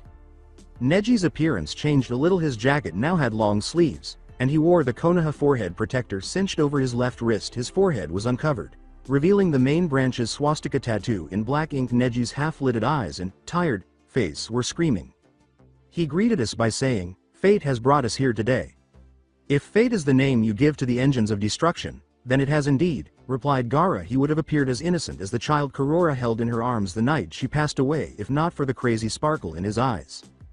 Hayate looked more alive than he had in years when he said, there is one rule. What I say goes, begin. The sand of Gaara rose and crumbled. Neji sprang backwards with incredible agility. Dodging the sand waves, he rushed forward and slammed a glowing palm into Gaara's chest as the sand coiled like a snake to strike again. Shukaku's tenketsu was reopened by a burst of his chakra as Gaara fell back, shielded by his sand shell. He snarled, Sabaku Q, and Neji was covered in sand. It flowed into the folds of his clothes and spiraled up his leg. Kawarimi. Searching for the real Neji, Gaara rolled his eyes and smashed the replacement log into splinters. Before he knew it, the Hyuga had landed in his face and was delivering savage blows to his armored chest. Gaara saw right away that Neji was using a strong fist strategy instead of the delicacy for which his clan was known. He was protected by the Sand Mother, couldn't control it until Neji's chakra-coated hands turned it back into regular sand. Gaara was brutally impaled by a gentle fist strike in the diaphragm after Neji methodically dismantled his defense. Wheezing, he hunched over and choked out a menacing sound. Even a Might Guy disciple could not break free from the sand's newfound speed as it quickly engulfed and crushed Neji. Apparently he didn't have to. Neji's Kaiden blasted the sand away, shattering Gaara's control as a blue light poured out from the sand's fissures. Gasping for breath, he fell backward. Gaara remarked, Your defense surpasses mine. With a start, no matter, I will crush you all the same. Neji grunted and steadied himself. You are thoughtless, he said. Arrogant, foolish, I will win, because it is your fate to lose to me. They reconnected. Neji blocked Gaara's grasping sand with the gentle fist and attempted to attack the boy directly, but Gaara quickly switched to sand clones, rendering the exercise pointless. Neither was losing energy. Neji was drawing from the limitless reservoir of youth. While Gaara was too motionless, Neji turned like a hurricane and battled for his life while sand swirled, died, and returned in a raging storm. Neji's chakra was severely depleted by repeated use of the Kaiden, forcing him to rely on a taijutsu form he had just recently learned. Gaara, meanwhile, had to stay away from his hands because it took valuable time for him to reanimate his sand. Another clone of sand appeared as Neji slammed a fist into his shoulder. Neji was the first to make a mistake in the middle of a furious attack. He carelessly left an arm open, and the sand grabbed hold of the gap. Gaara pulled him closer as it tightened like a serpentine snake around the Hyuga prodigy, moving carefully to keep Neji's hands at bay and hold his tenketsu closed. With an almost serious tone, he questioned, is this fate? Is this what is destined? Is this what the wheel of time decrees? Is it your fate to lose to me? Simply put, foolish, Neji said. Gate of opening. Neji kicked Gaara in the upper arm point blank, spinning around with the impact and kicking him in the other arm as he tore free of the sand with 5 times his normal strength. Gaara's humeral bones snapped in 2 sharp cracks, now operating automatically. The sand took control of the furious Neji, making him intensify his defenses to avoid Mother consuming him. Ultimately, he was defeated by the might of the first gate. Neji tore a ligament while attempting a last thrusting kick to the stunned Gaara. Gaara intervened as he instinctively ducked low to the ground to prevent more damage. He was not saved this time by the Hakesho Kaiden. Stop! Yelled Hayate. Gaara stopped, which was amazing. Neji's body, broken and covered in blood but still breathing, was thrown carelessly to the ground. Winner! Gaara! Declared the proctor. Compared to what would have happened if Neji had won, there was a lot less cheering. As he is no longer in the tournament, who here is in favor of promoting Neji Hyuga to Chunin? Replied Sarutobi. He performed well, Shibuki concluded. I am told that he learned the use of the first gate in this last month. Is it true that he is considered a prodigy? Asked Ryuzetsu. So I am told, provided Konan. For one so young to nearly best a Jinchuriki is an accomplishment in its own right. He fights well, rumbled Kimimaro. He lost, noted the Kazekage. Both of Gaara's arms are broken in a battle. He would be dead before he had the chance to kill Neji. The Hokage wisely stated, all in favor? 5 hands were raised. Sasama's did as well, but no one took notice. Only the Kazekage did not participate. Very well, it seems Konoha has a new Chunin.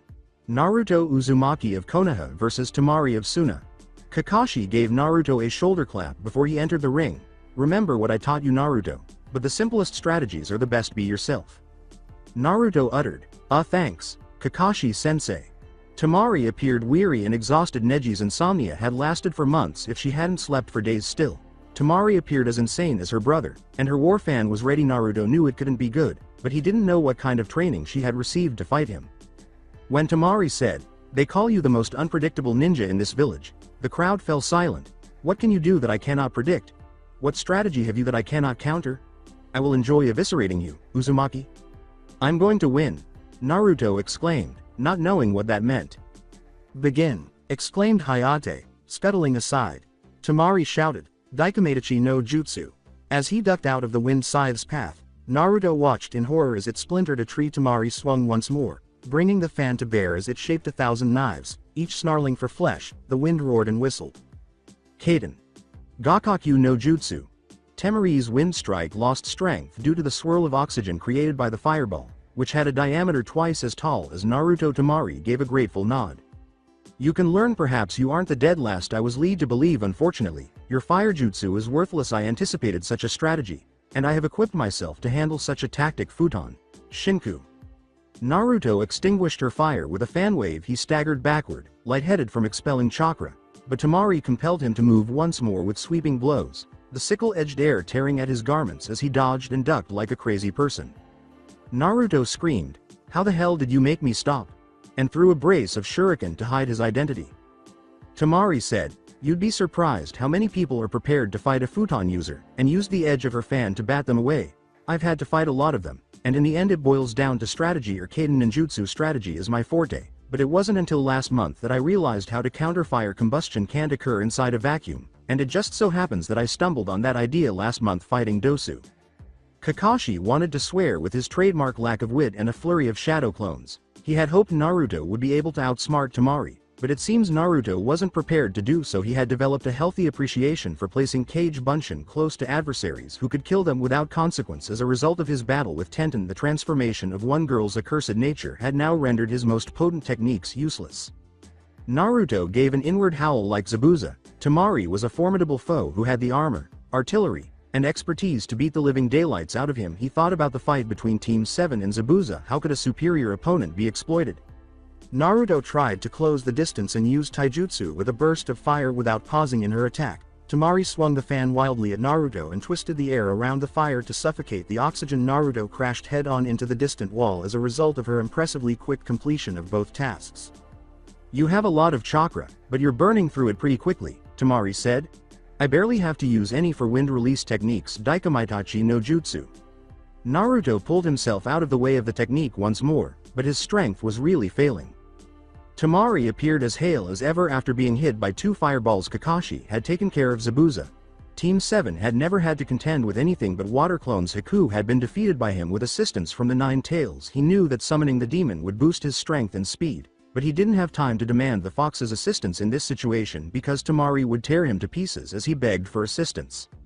Flipping backwards over a particularly strong wind shot, he thought, "There's only one thing I haven't tried, but it's risky. It could easily backfire. However, it's my only opportunity." Temari concluded that she would not be able to handle her opponent anytime soon because she was too quick before she could use a sickle weasel technique to tag him. He had to be exhausted if he continued to dodge. She would give him her real sickle weasel, but she didn't want to do it needlessly. He was now hiding from her behind a tree wreck. With flames licking at their heels, Naruto leapt to his feet and launched another barrage of shuriken instead of giving them a blast of wind in return. Temari swiftly ducked out of the way, seeing a ploy when she saw one. They were tiny, twinkling lights that resembled stars in the ground. Lying there like landmines with her fan dragging menacingly across the floor, Temari stepped forward past them. She said, "Any last words, Uzumaki?" Naruto gave a nod. "Yeah, surprise." Behind Temari, one of the flaming shuriken changed back into Naruto. With only a small part of his sleeve burning but otherwise unharmed, he reached for the rivet that held Temari's fan together and poured as much chakra into the cool metal as he could, and the fan burst into flames. Naruto was able to enjoy the magnificent sight of Temari rendered helpless as the shadow clone habitually dispelled itself. As Temari inspected her ruined fan, the audience fell silent. It was hardly a unique fan. They were readily available in Suna, and since she was the daughter of the Kage, it wasn't as if she couldn't find a substitute. However, it belonged to her mother, a final bequest from the long-forgotten character from her early years. She was expecting anger, but instead she found sadness. She didn't seem to deserve any less. She said softly, "I forfeit," and walked out of the arena. The judges reassembled to judge Temari above the cheers. Her battle acumen was sufficiently demonstrated in previous battles, Kimimaro stated. She is Chunin material. Adding, "He outsmarted her nicely," Shibuki said. Ryazetsu remarked, "Her nature transformation is far above Genin rank Jonin level, perhaps, for I have never seen someone so efficiently dismantle a fire technique." With a hint of wonder in her voice, "Victory by fluke. Naruto has none of the skills and ninja values beyond brute strength. On the contrary, he outplayed her and distracted her. According to Conan, I saw a boy fight and defeat a girl well above him in every way, using a technique I've never seen used before. Why should she not be punished for overconfidence? Unpredictability, sheer power, longevity, the Uzumaki were known for all of these things," Kimimaro stated impatiently. "We digress. Temari's pending promotion is the subject. Put it to a vote." Required the Kage 3-3 was the vote. She was nominated by the Kage, Ryuzetsu, and Kimimaro. Conan, Shibuki, and the Hokage did not vote. "We should talk about this later," the Kage said tactfully. "This is the event we've been waiting for, after all." As excited as the crowd, Hayate declared, "Now, for the third fight. Sasuke Uchiha of Konoha versus Kin Suchi of Ado." With equal apprehension about the other's skills, both combatants stepped into the arena. Sasuke could have easily killed Kin with melee range because she was a long-range genjutsu master. On the other hand, her poison would quickly kill him if genjutsu kept him sufficiently far away. Sasuke started to unwrap the bandages on his right arm, but neither of them said anything as Hayate initiated the fight and retreated. Her opponent's eyes flashed red, And Kin grimaced. The Sharingan was a powerful dojutsu that could locate projectiles and cause the user to react instinctively. She would be in serious trouble if Sasuke managed to avoid her opening salvo without trying. However, that wasn't the purpose. She was told to fight to the end and not give up, not to defeat the Uchiha. She accepted her inevitable defeat, keeping that in mind. Sasuke had a blackened mess of an arm. Kin experienced an uncontrollable twinge of sympathy pain as the veins were clearly visible. He whispered, "Chidori," and a spark leapt from his thumb to the tip of his finger. His whole forearm was suddenly encircled by a storm of electricity, and the arcing made a sound like 1,000 birds. He charged, leaning forward. Although Kin attempted to dodge and strike him with Senbon simultaneously, his speed was astounding.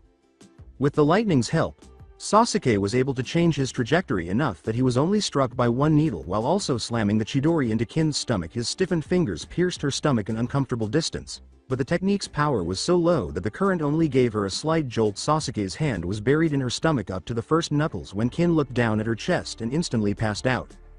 The audience was thrilled despite the lackluster conclusion. After all, he would be facing the Sand's most formidable opponent, Gaara. In the following round, Sasuke staggered off, shucking Kin like a soiled garment. He was no longer as bothered by the burn on his arm as he once was. He might do it once more, he wished. No, but, I say no. No, very well. Kin-suchi is not a chunin.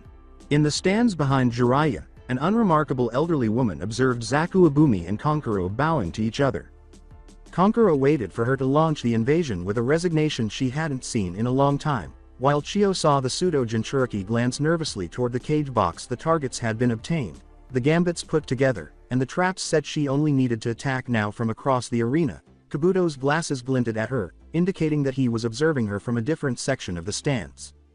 She resisted Koto Amatsukami's pressure for a long time, but the Mangekyo Sharingan was too strong for her. Chiyo occasionally questioned whether it wouldn't have been kinder for Itachi to make her believe that she did this voluntarily, but she was at least grateful that she still had her identity. She nodded to Yakushi, threw her chakra threads to the ground, and pulled the world's most potent genjutsu. Kakashi remarked, "Climbing trees without using your hands." Sakura, Naruto, and Sasuke all gave him blank looks. The injured shinobi sighed in frustration and climbed a nearby tree as if gravity had suddenly shifted. The genin watched intently as their sensei stopped above their heads and chortled, "How do you do that?" "Channeling chakra through the soles of your feet," Kakashi instructed them. "Use the right amount, and your feet will synchronize with your sandals, which will in turn stick to the trunk. The difficulty is finding the right amount. Oh, and make sure you stop the chakra flow before trying to take a step. You could hurt yourselves." Sakura, of course, climbed the tree first. Her teammates were having issues, so she playfully stuck her tongue out at them. Sasuke used slightly too much chakra for the task, while Naruto used almost none at all. The bark burst and the Uchiha's sandals cracked as he was flung body first from the tree. Kakashi remarked, "See, there's your problem. Too much chakra pushed into an inanimate object will destabilize and destroy it." With Kakashi's words still echoing in his mind, Naruto gazed. An excessive amount of chakra. When the match started, Kabuto used the Nihon Shoja technique, which put the majority of the audience to sleep. A mechanical giant emerged as Chiyo secretly tugged on the chakra strings that led to the arena's center. The metal plates of Suna's largest puppet rose from the arena's wreckage like a surfacing whale. It had the appearance of a human, albeit one with 2 heads and 8 arms. It resembled a biju from the depths of a puppeteer's hell in the daylight. As Sakura, who had resisted the Temple of Nirvana Genjutsu, turned to her left and slapped Jiraiya awake, the first phase of the invasion collapsed in the next instant. Looking up at the enormous humanoid hovering over the arena, Jiraiya, who was always amiable about being slapped awake by women, made the only sensible decision. "Son of a bitch." A third or so of the Anbu stationed across the arena took off their masks and waded into the seats, starting to poke all of the unconscious ninja with what Jiraiya could only assume were poisoned weapons. Where on earth did that originate from? He looked up at the enormous iron puppet and wondered. With a stern look across the arena, he commanded, "Get down there and make sure your teammates are all right. Kid." He had to track down the puppeteer and murder him. After responding, Sakura leapt from the front row into the pit and hurried down an exit tunnel. "Sure, Jiraiya-sensei," she said. Jiraiya glanced up at the box of cage. Chakra signatures were absent, but there was no fighting from above. Sarutobi had made the decision to move, whatever the situation, despite Jiraiya's intense desire to rally the remaining ninja and engage in combat. The puppet was departing the arena like a typical puppet. It floated without legs. Instead, it had a huge metal skirt attached to the waist, which likely contained enough automated weapons to make it a weapon of destruction comparable to the Nine Tails. It's just one thing after driving out the imposters in Anbu with a few mud clones. Jiraiya called Gamabunda from behind the puppet instead of arguing with his summoner. The great toad bowled into the puppet and removed it from behind. Only the heads of the puppets were visible to Sarutobi and the other judges before a flurry of color overtook their field of vision when it cleared. The 6 of them were imprisoned by translucent purple walls that tapered to a peak on a rooftop across Konoha, standing at the far end, beside a man who appeared more like a statue of a shinobi than a real ninja. Was Orochimaru. He was immediately recognized by Sarutobi as Hashirama Senju. When the snake Sanin whispered, "Ryuzetsu, Shibuki, I must apologize, you seem to have become collateral damage. If you stand aside in this fight, you may leave unharmed." That's rather generous of you. Shibuki stumbled through. Ryuzetsu hurried after him as he walked toward the far end of the barrier, saying, "I'll be going now." Sarutobi yelled, "What is this, Orochimaru? You don't have the skill to fight me." "He does," said Orochimaru naively as the other Kage tried to snare him with an offhand blast. Sarutobi twisted with increased agility and avoided the wind gust from the Kage's outstretched hand. Orochimaru walked amicably toward Sarutobi, his sword hanging loosely by his side now that Kimimaro had separated from Sasama and employed his dance of the camellia. The Hokage was displaying genuine fear. The professor used his bare hands to block the first few blows, but Kimimaro was too strong to be stopped. Hashirama sprinted over to Konan, who seemed unfazed by death. Looking directly into her eyes, a puff of steam blew off her robes just before he got to her, and she vanished in order to keep Ryuzetsu and Shibuki out of the fight. The first Hokage changed orders. Sarutobi quickly thanked God that Orochimaru wasn't fielding his strongest piece. When confronted with 3 adversaries, Hiruzen questioned whether Orochimaru's walls were impenetrable, but a quick inspection revealed that they weren't at every corner. 4 ninja, all dressed in the hidden sound regalia, surrounded the battlefield and themselves with purple flame. They also extended under the roof, according to a second inspection. The Kage removed his blue kimono to reveal armor embroidered with leather stitches and ancient symbols. As his gold dust leaked out, the ground around his feet started to turn yellow. The gold dust rose from the earth, and dark rings formed around his eyes. "This is the end, Sarutobi," he whispered after him. "I am sorry, but your village is of less value to me than my own." As Kimimaro continued to push the Hokage back, Orochimaru joined in. He held up both hands and gestured to his former sensei. He exclaimed, "Tsunejishu." And a dozen snakes appeared from the Sanin sleeves. Copies of the Kusanagi longsword appeared in their mouths as they approached the Hokage.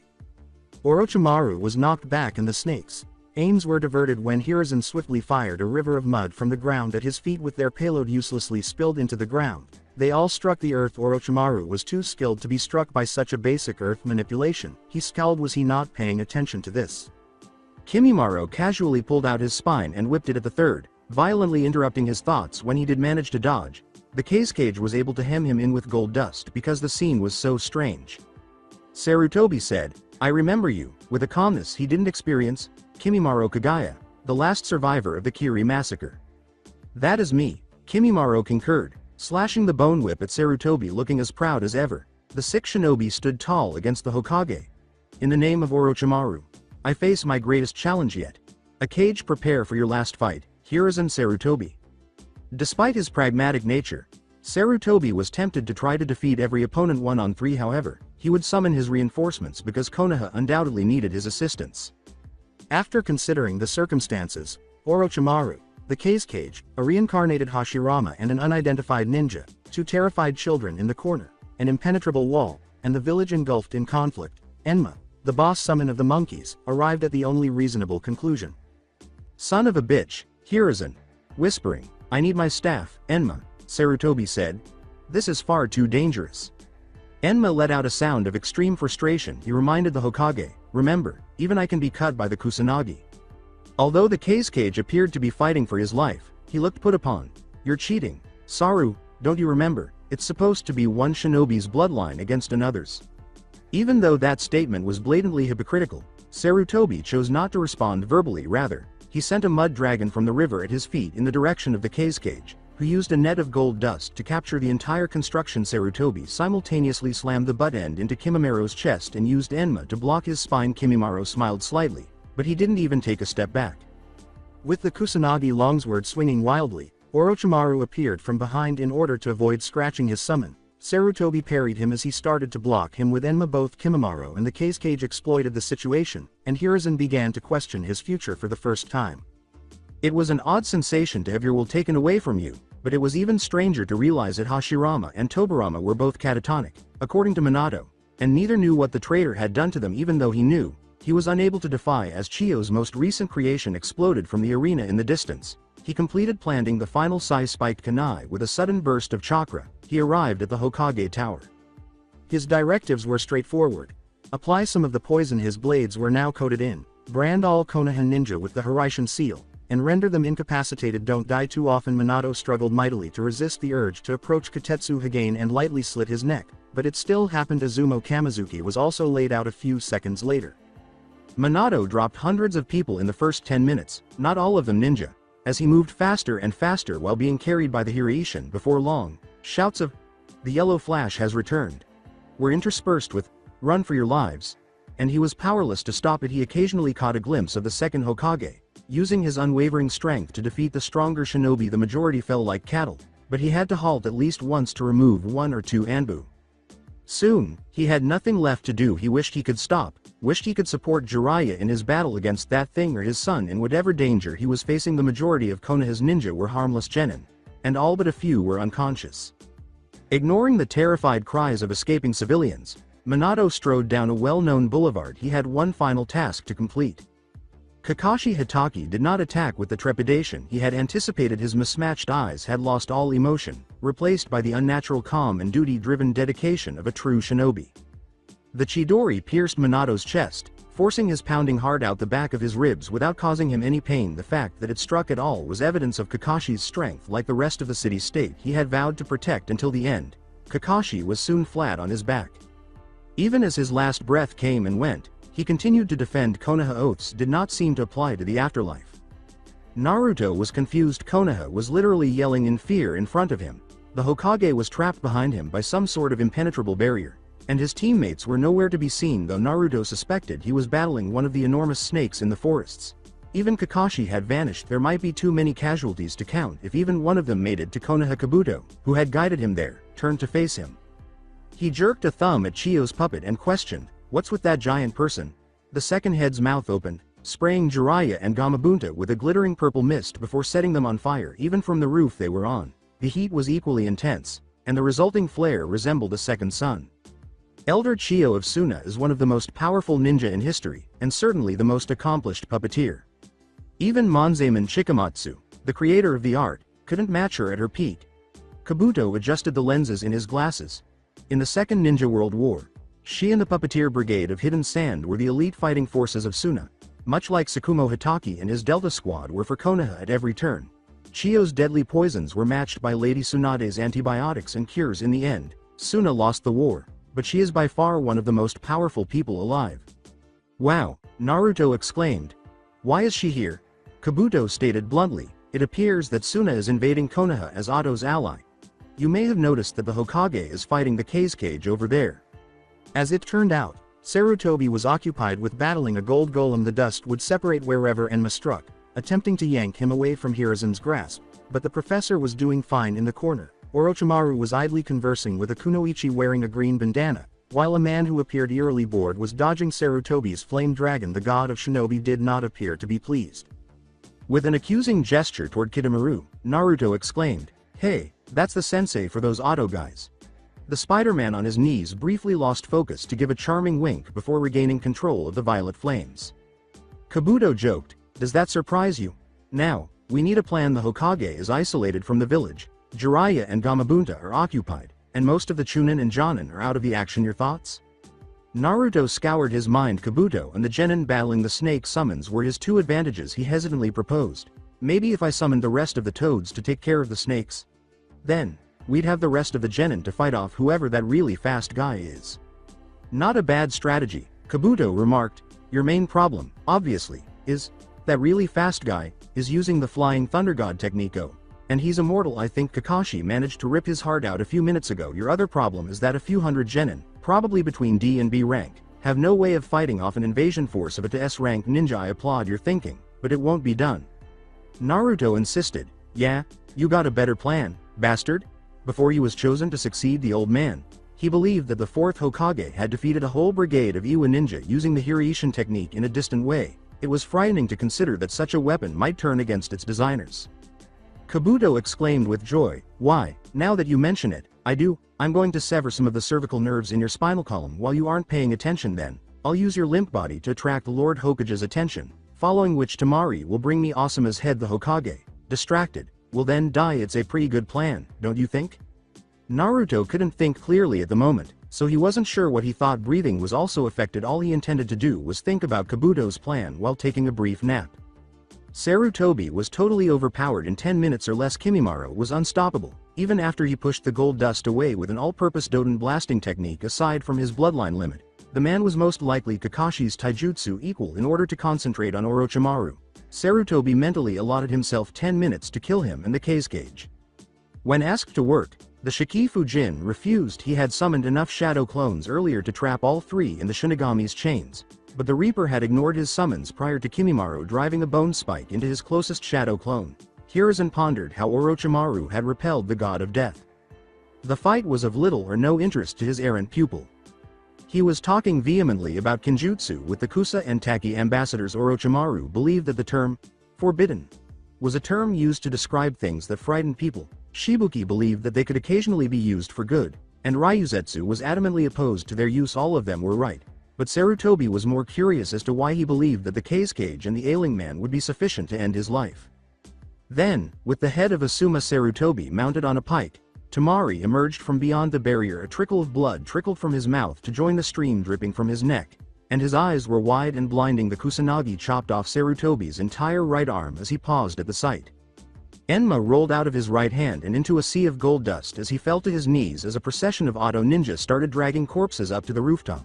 The shrieking pain in his shoulder was swiftly replaced by horror. The procession of bodies quickly followed the arrival of Choza, Inoichi, and Shikaku. He saw that Kabuto Yakushi was grasping Naruto's lifeless body by the scruff of the neck at the far right.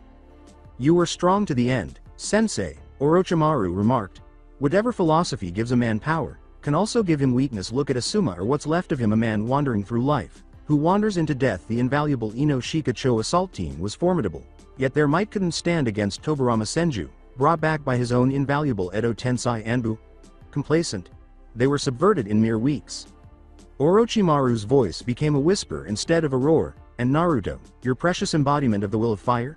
Stupid and weak. At every turn.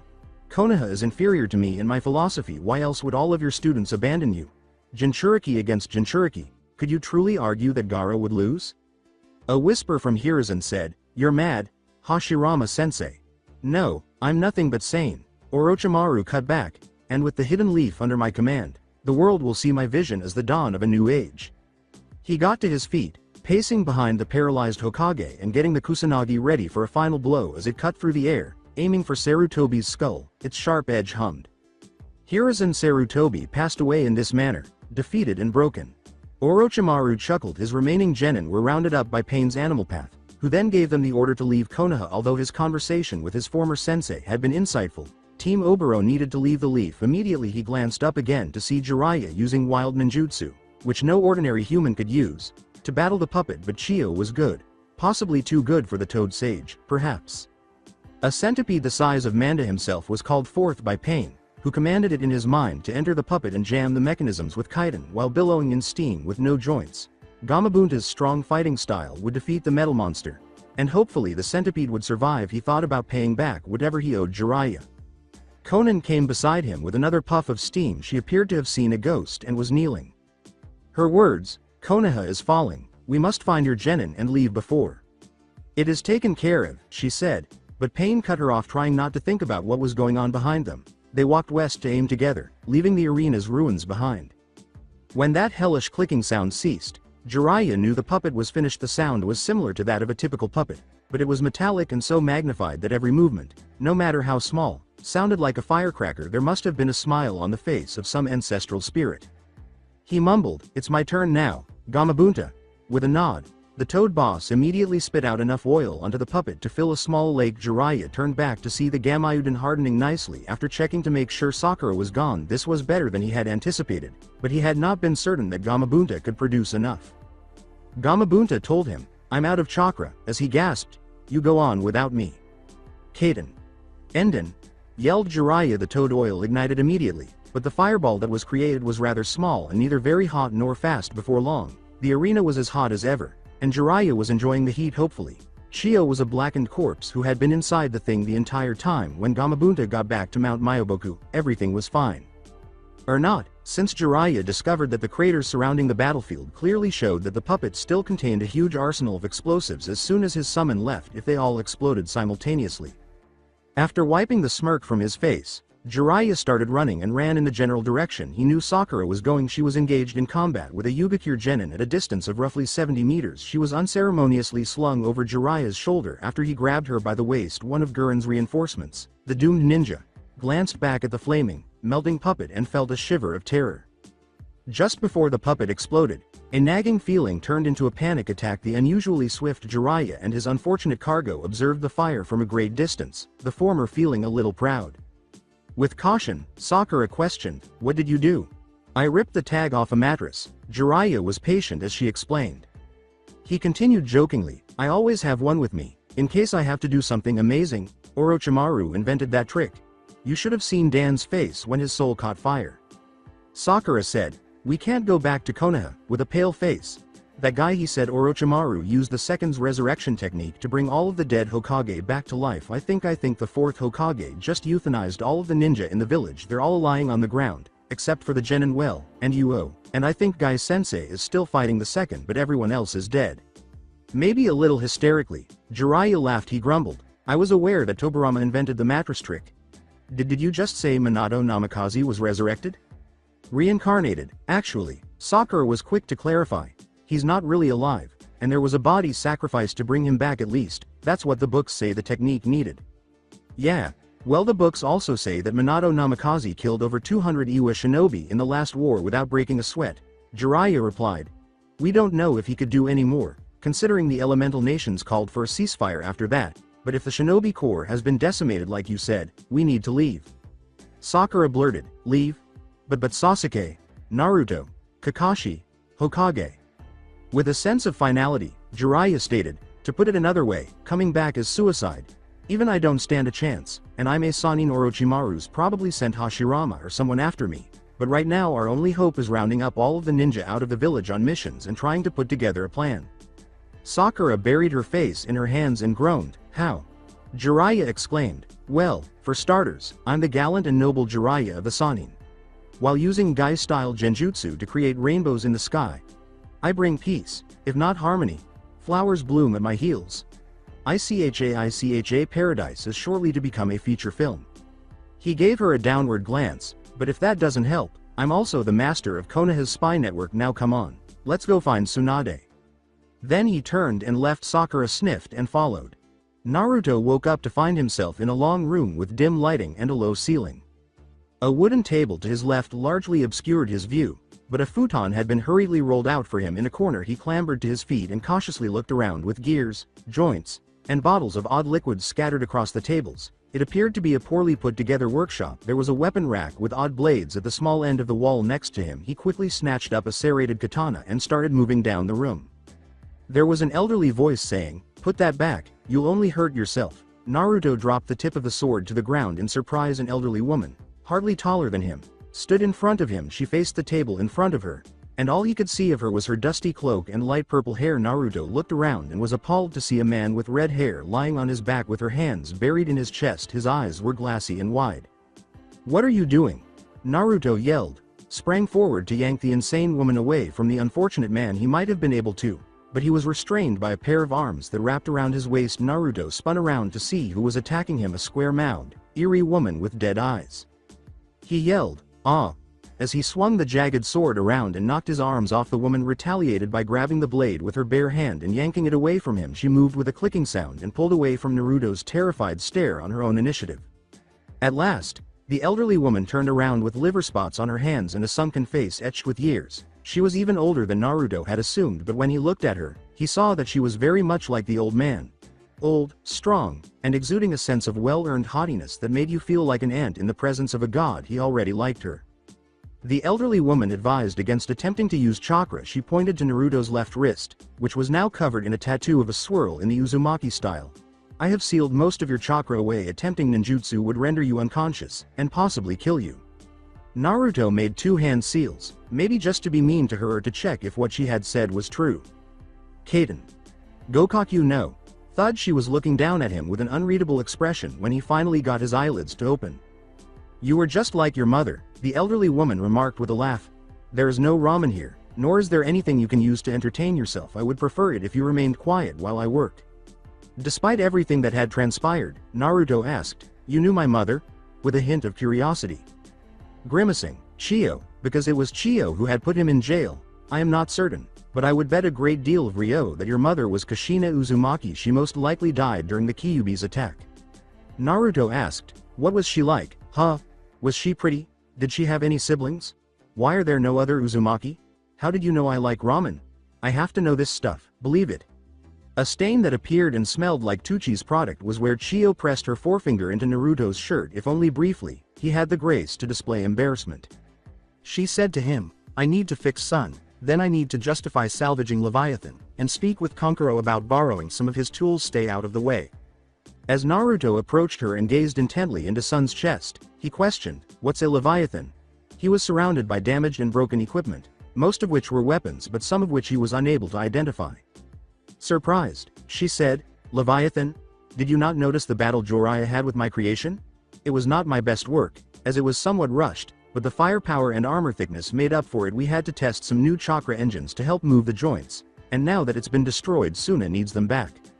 Jiraiya was here, cried Naruto. Why didn't he try and help the old man? Chio paid him no attention. Enko had just given Shikamaru, Ino, and Choji their asses, and they were waking up in a distant administrative room. It was nearly impossible for them to move because their hands and feet were covered in a crystal of some sort. The impossible became entirely possible when Shikamaru had enough desire, of course, and the Nara was seated on a desk with his feet comfortably propped up in front of him. They made Ino and Choji stand. Kankuro and a woman they had never met entered through the open door. Her green Haori appeared unhappy, with one sleeve cropped short and the other excessively long. As Kankuro entered, he turned to see a child instead of Crow entombed in the same kind of crystal on his back. Kankuro asked, You sure he's coming? I think he's still gotta finish that seal thing. According to the woman, Lord Orochimaru's Juinjutsu is prepared for 3 people. He is accumulating the natural chakra for a 4th. Can I leave this brat here? Go. The woman said. Kankuro left the child's crystal prison on the ground and turned to leave. Upon closer inspection, Shikamaru recognized Konohamaru Sarutobi, who was frozen in the material. His expression, which reflected the state in which he had been captured, was one of constant fear. My name is Gurren, she introduced herself. Before Lord Orochimaru gets here, I'm supposed to tell you a few things now. According to the notes I've been given, you 3 are the heirs to the Akamichi, Nara and Yamanaka clans. Newsflash. You are heirs. No more. Congratulations on your promotions to clan head. She ignored the fact that she had just informed them of their father's deaths and grinned sweetly as expected. Choji and Ino were taken aback. Shikamaru kept up an appearance of boredom, but he was thinking frantically on the inside. He thought, Mitarashi vanished during the 2nd exam. Difficult woman. The Hokage is now dead because Konoha has been invaded. The brat is here, and if we've all been given clan heads, then his grandson is most likely the Sarutobi clan's leader as well. Thus, Asuma Sensei is also deceased. Juinjutsu curse seal in the academy. We talked about that. According to the Hyuga, Orochimaru uses those to control and empower his subordinates. Didn't Mitarashi also have one? One that's experimental? In spite of the fact that Ino's father trusted her with all of that information when he was expressly warned not to, she is now a traitor. This seal is bad news. Or she was a really good sleeper. Additionally, each of us has one. He let out a frustrated sigh. Gosh, we're so screwed up now. Gurren covered Ino's mouth with crystal after growing weary of her crying. More muted, more pained. It continued despite the tears still streaming down his cheeks. Choji wisely sobered up. The captor continued. Also, as you probably know, several votes are required to install a new Hokage. Most importantly, the heads of the Hyuga, Uchiha, Aburame and Akamichi clans. The daimyo's support is valued, as is that of some others. Gurren unnecessarily cleared her throat.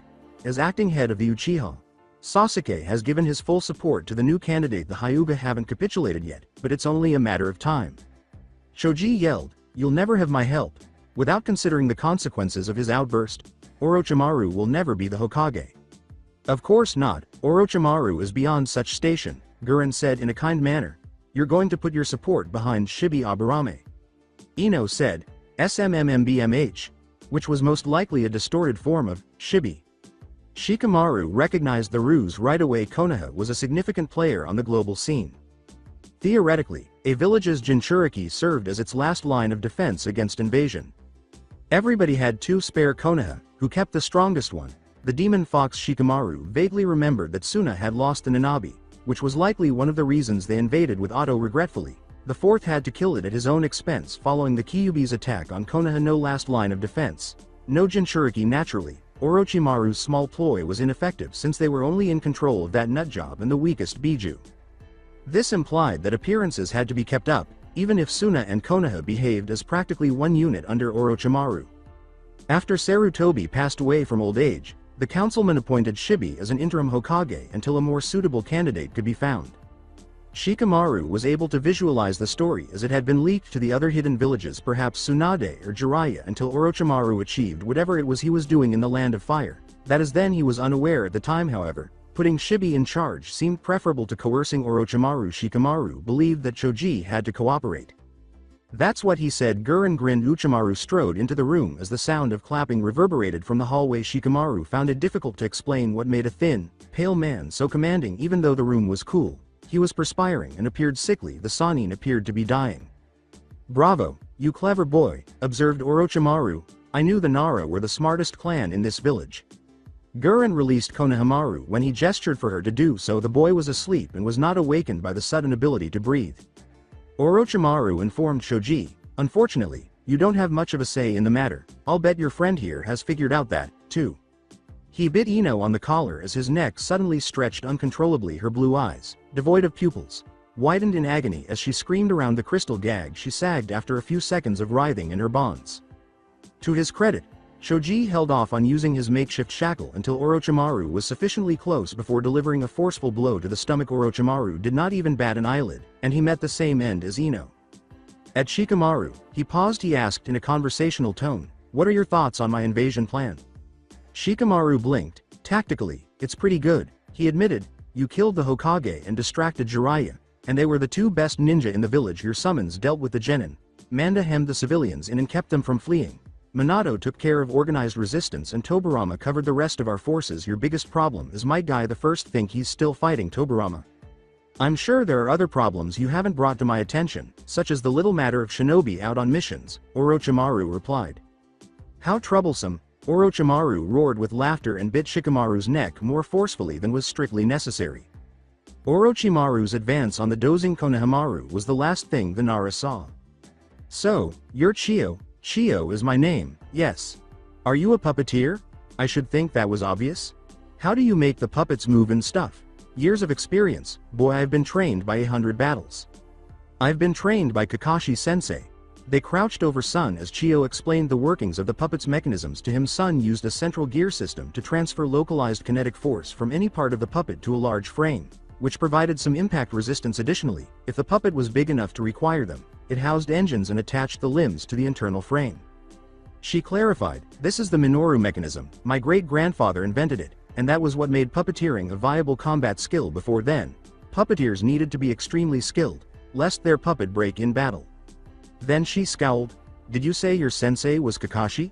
Kakashi Hitaki?" Naruto gave a nod. "Yeah, they say he's famous. I'd never even heard of him, till they made him our sensei, but I'd never heard of you either. I guess I don't hear of these famous people." Minato let out a sneeze for a moment. Chiyo had a dejected expression, and then it vanished. "These puppets were made to look like real people," she said quietly.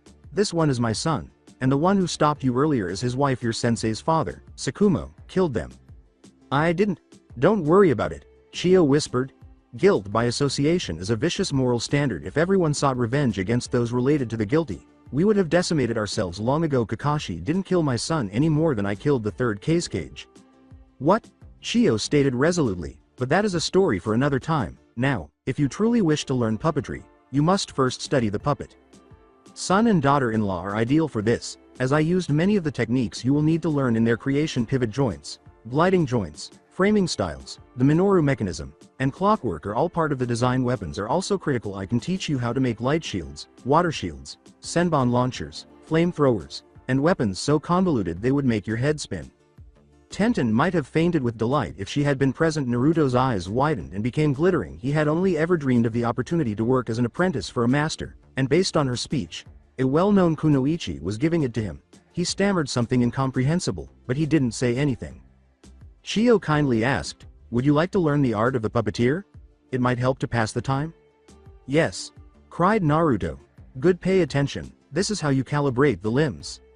He didn't find his opponent's immortality, teleportation, or ninjutsu skill particularly annoying. It was the quiet Tobirama Senju. A rotting body returned from the mausoleum, said nothing the second simply refused to allow him to engage in banter, which was half the fun of combat. Guy snarled, kicking Tobirama's head off his shoulders, "You may be alive, but nothing can restore your youth."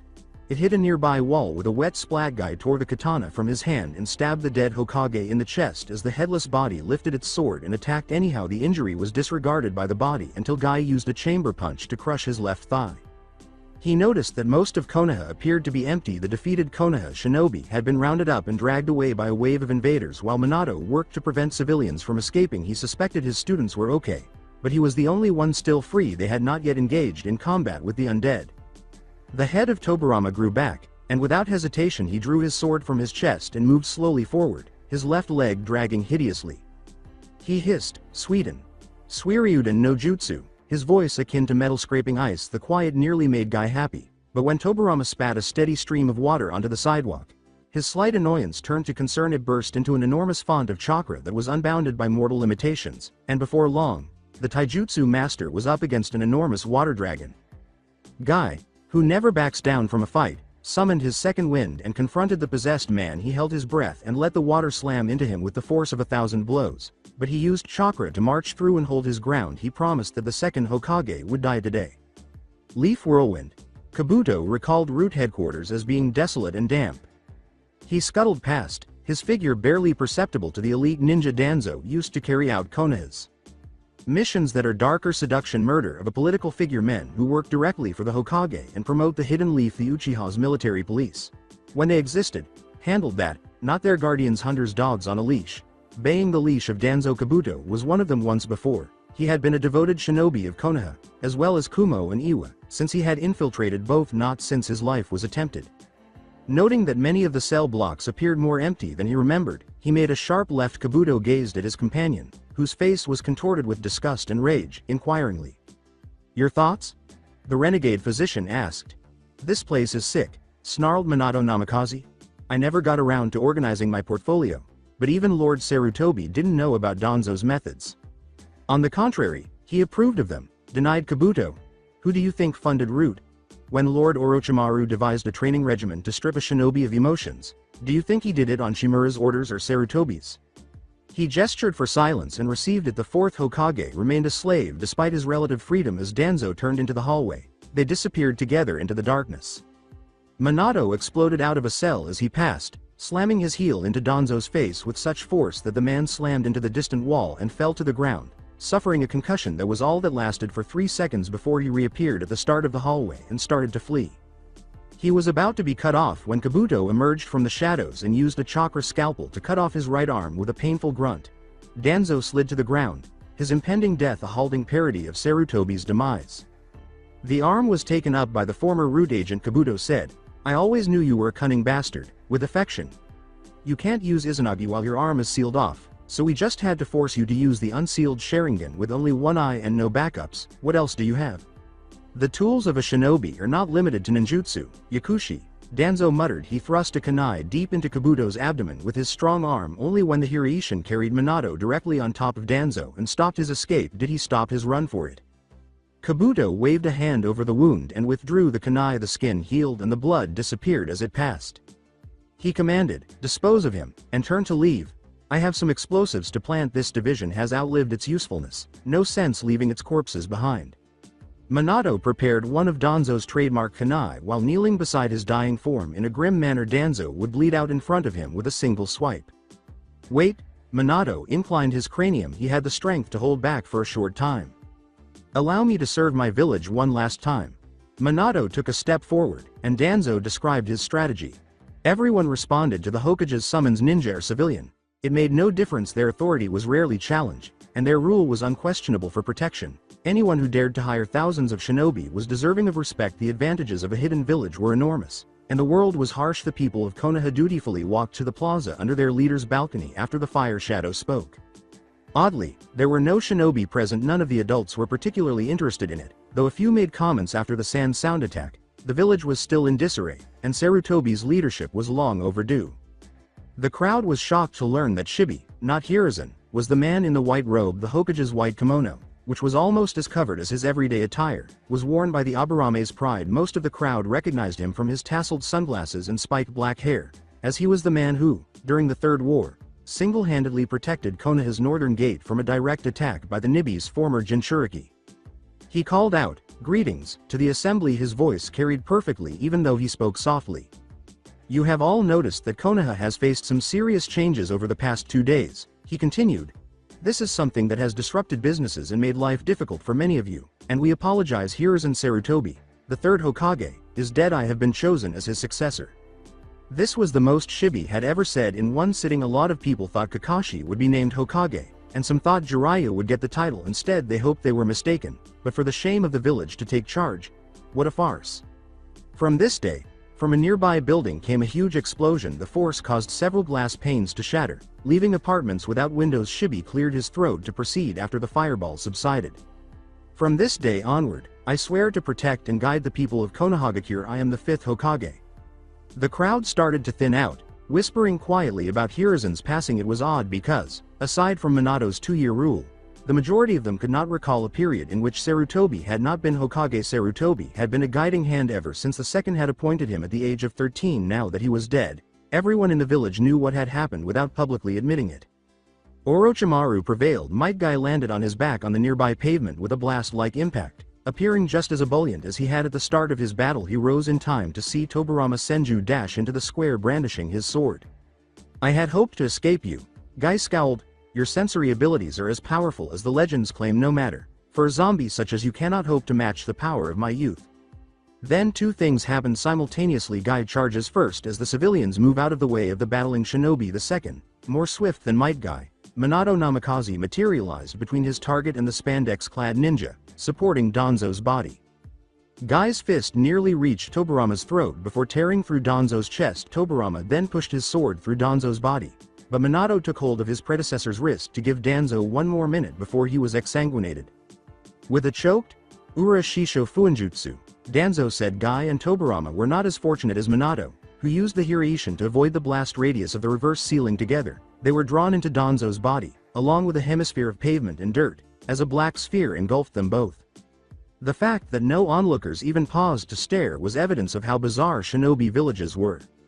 By nightfall, the 5th Hokage was waiting to speak to the remaining Jonin and Tokubetsu Jonin, who had all been shuffled into the Hokage Tower. There was no question among them as to the true purpose of the meeting, but tradition demanded it. The 3 tomo on each of their necks most likely contributed to it. Shibi stepped up to the podium. "It is with great sorrow that," he said hoarsely, "my fellow Leaf Shinobi." "Enough of that, Lord Hokage." A voice so eerily familiar that many of the Jonin instinctively attempted to flee next to Shibi, who seemed to prefer being anywhere on Earth to being there. Orochimaru appeared without much fanfare in a flicker of flames. Orochimaru said to them, "Chunin selections are our first order of business. I apologize for interrupting, but both Neji Hyuga and Sasuke Uchiha are now Chunin, and if I hadn't, we would have known whether Naruto or any of the other genin are worthy of the title. Descent will be our next topic of discussion. Feel free to murder me now if you so choose." A few seconds passed with no movement, followed by shouts of "Suga" and "Trigrams 8, 64 palms." A few dozen Hyuga and Inuzuka sprang forward with murderous intent as the words rang out. Their cursed seals flared with green light a few feet away from the man, and they collapsed to the ground, unconscious. "No one wants to take it. Now, after Minato finishes in Anbu, I'll get back to preparing heaven seals, but for now, I'll be answering some questions you might have," Orochimaru said rhetorically. "For example, can I leave Konoha? Or, what's going to happen now that a renegade ninja has me as a slave? Fortunately, if that allays your fears, I am no longer a renegade ninja until our dissident problem is resolved. Konoha is in a self-imposed quarantine. Mostly everything is going as usual. Also, you will be keeping your genin in line," he said, looking back at a room full of frustrated, defenseless shinobi. "You'll be assisting me because I lack the means to treat every ninja in Konoha like Anko."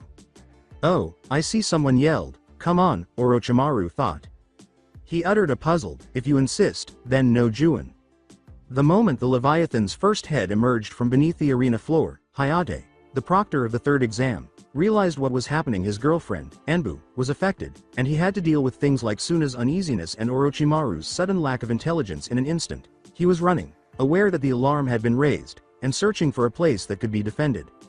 With one side built flat against the stone of the Hokage monument and the other facing outward, he found it in the apartment he shared with Yugao. He had already found her there, setting traps on the walkway leading inside, and despite his sweetheart's clumsy greeting, they worked in complete silence while Hayate picked up some tools and began installing the generic-looking tripwire holders that the Anbu loved. Hayate heard a sound that made Yugao's head twitch. "What is it?" she whispered. "They have someone using the Hiraishin technique, and in roughly 6 minutes, Anbu was eliminated. They're coming this way, whoever it is."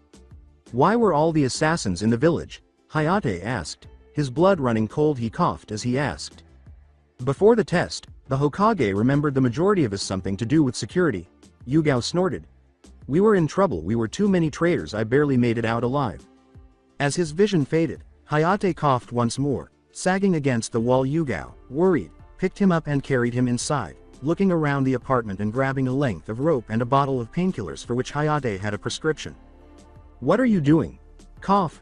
Wah. Cough. Doing. The fear of being excluded from the impending conflict caused Hayate to wheeze. "You're too sick to fight, dear," he was told. "I'm sorry, but you're just going to have to sit this one out."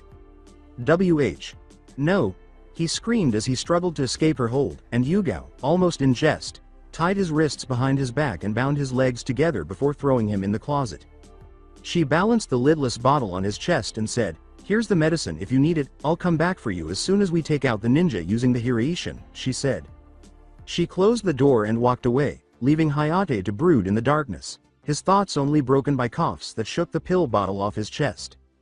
It was pitifully easy to track Tsunade's progress around the city after recruiting a few locals with generous donations of Ryo, and their search parameters were, legendary sucker. Kabuto left the day after Orochimaru's address, heading toward Tanzaku quarters, Fire Country's gambling capital, and traveling underground for 3 days. He was entering a casino on the far side of town, where the lights were brightest in the last rays of daylight, less than 12 hours later, when he nearly instantly bumped into a dark-haired woman jogging through the crowd. She bounced off him and averted her eyes, agitated, saying, "My, you're in a hurry. Did you see a pig running around here? I should have watched where I was going," she said. Kabuto grinned and said, "A pig?